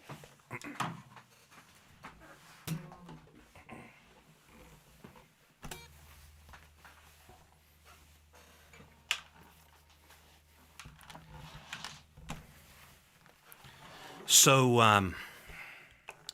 what I'm going to play for you now, because I've just decided, I can't play anything too loud and shouty because I have 3 little children in bed right now, so I can't go overboard on the volume level. But I know Nightwish fans, Nightwish have done quiet songs too, and it doesn't always have to be loud, right? So once I've finished tuning this guitar, because it's been sitting waiting for me for a couple of hours now, I couldn't really predict what I wanted to do with my stream and which order to do it in. Okay. So like I said, I'm not going to go too loud now. I'm going to do something a little bit more chill. There's a beautiful video for this song on my YouTube channel, which is where you are right now. So if you check out the channel, you'll see somewhere on my channel this song. This is the title song for my current album. It's an album and it's a song called Fights Like Ours. And the song deals with people who've had trauma, physically, mentally, whatever, and how they cope with that, mental health, this kind of thing. Because I always think that, everybody goes through difficult times, and how we as societies deal with that is sometimes a little bit difficult, that we don't put enough emphasis on people's mental health and on how they're doing, and judge them without thinking too much that they could be going through something. So I'm going to play a really chilled out, toned down acoustic version of this. On my channel, you'll find the full video with a really cool band arrangement, including strings and rock band and so on. So if you like this song, then do check out the video on my YouTube channel. Check out my album in general. It's on all the usual channels on Bandcamp and Spotify and everywhere else. It's called Fights Like Ours. Here we go. This is without vocal warm-up, so don't judge me too much, okay?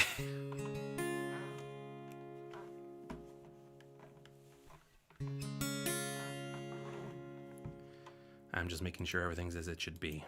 I think it is.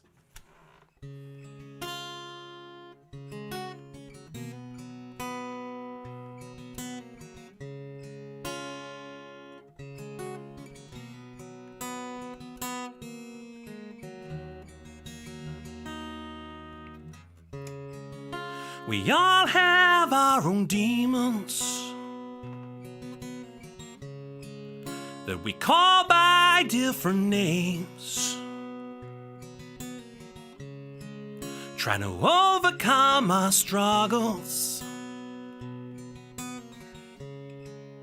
We're separate but the same, afraid we'll come undone. We seek confidence and meaning, affirmation, we're okay. 'Cause we're all hurt, but we're all healing. Trying to deal in our own way with the wars we haven't won. We won't give in.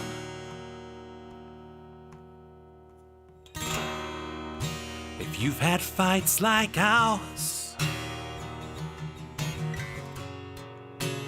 let us see your scars.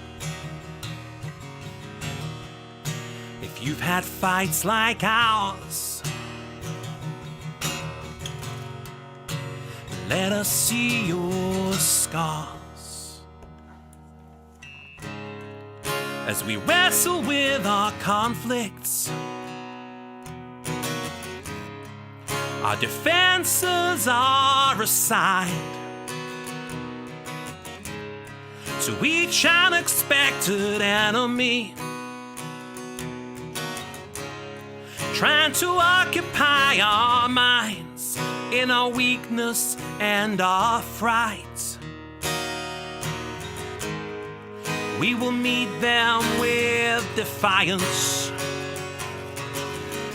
as they assume we're on our own. We can form our own alliance, so we don't have to fight alone. We'll resist with all our might. We won't give in.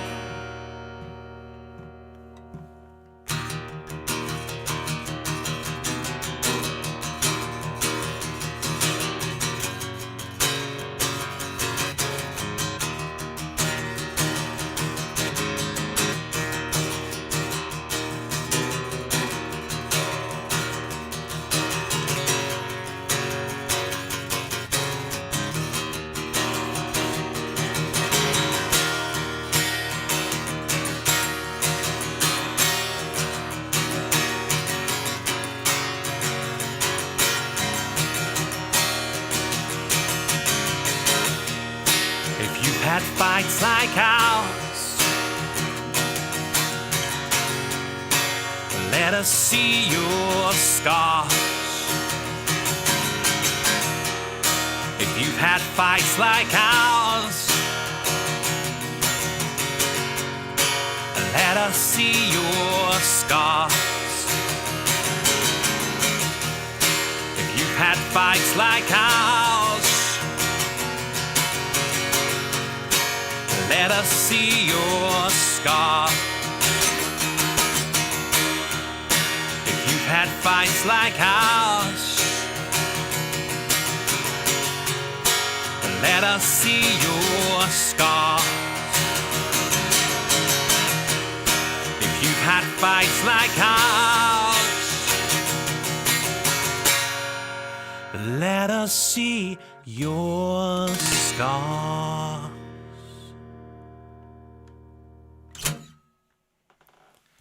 Okay, so that was one of mine. That was the title track of my current album, Fights Like Ours. I hope you enjoyed it as a little end to the show tonight. So thank you for being here. Thank you for stopping by. And I hope you enjoyed the reactions. I hope you enjoyed Poet in the Pendulum. And let me know what you'd like to see in the future. You know, hop onto my Discord happily, put some requests in there, or just use the comment section of my other videos. It's going to be hard to do this one because I don't think I'm going to be able to leave the whole video online, but you will see the cut of Poet in the Pendulum appearing sometime soon as I can get it cut and put online. So, yeah, thank you for being here.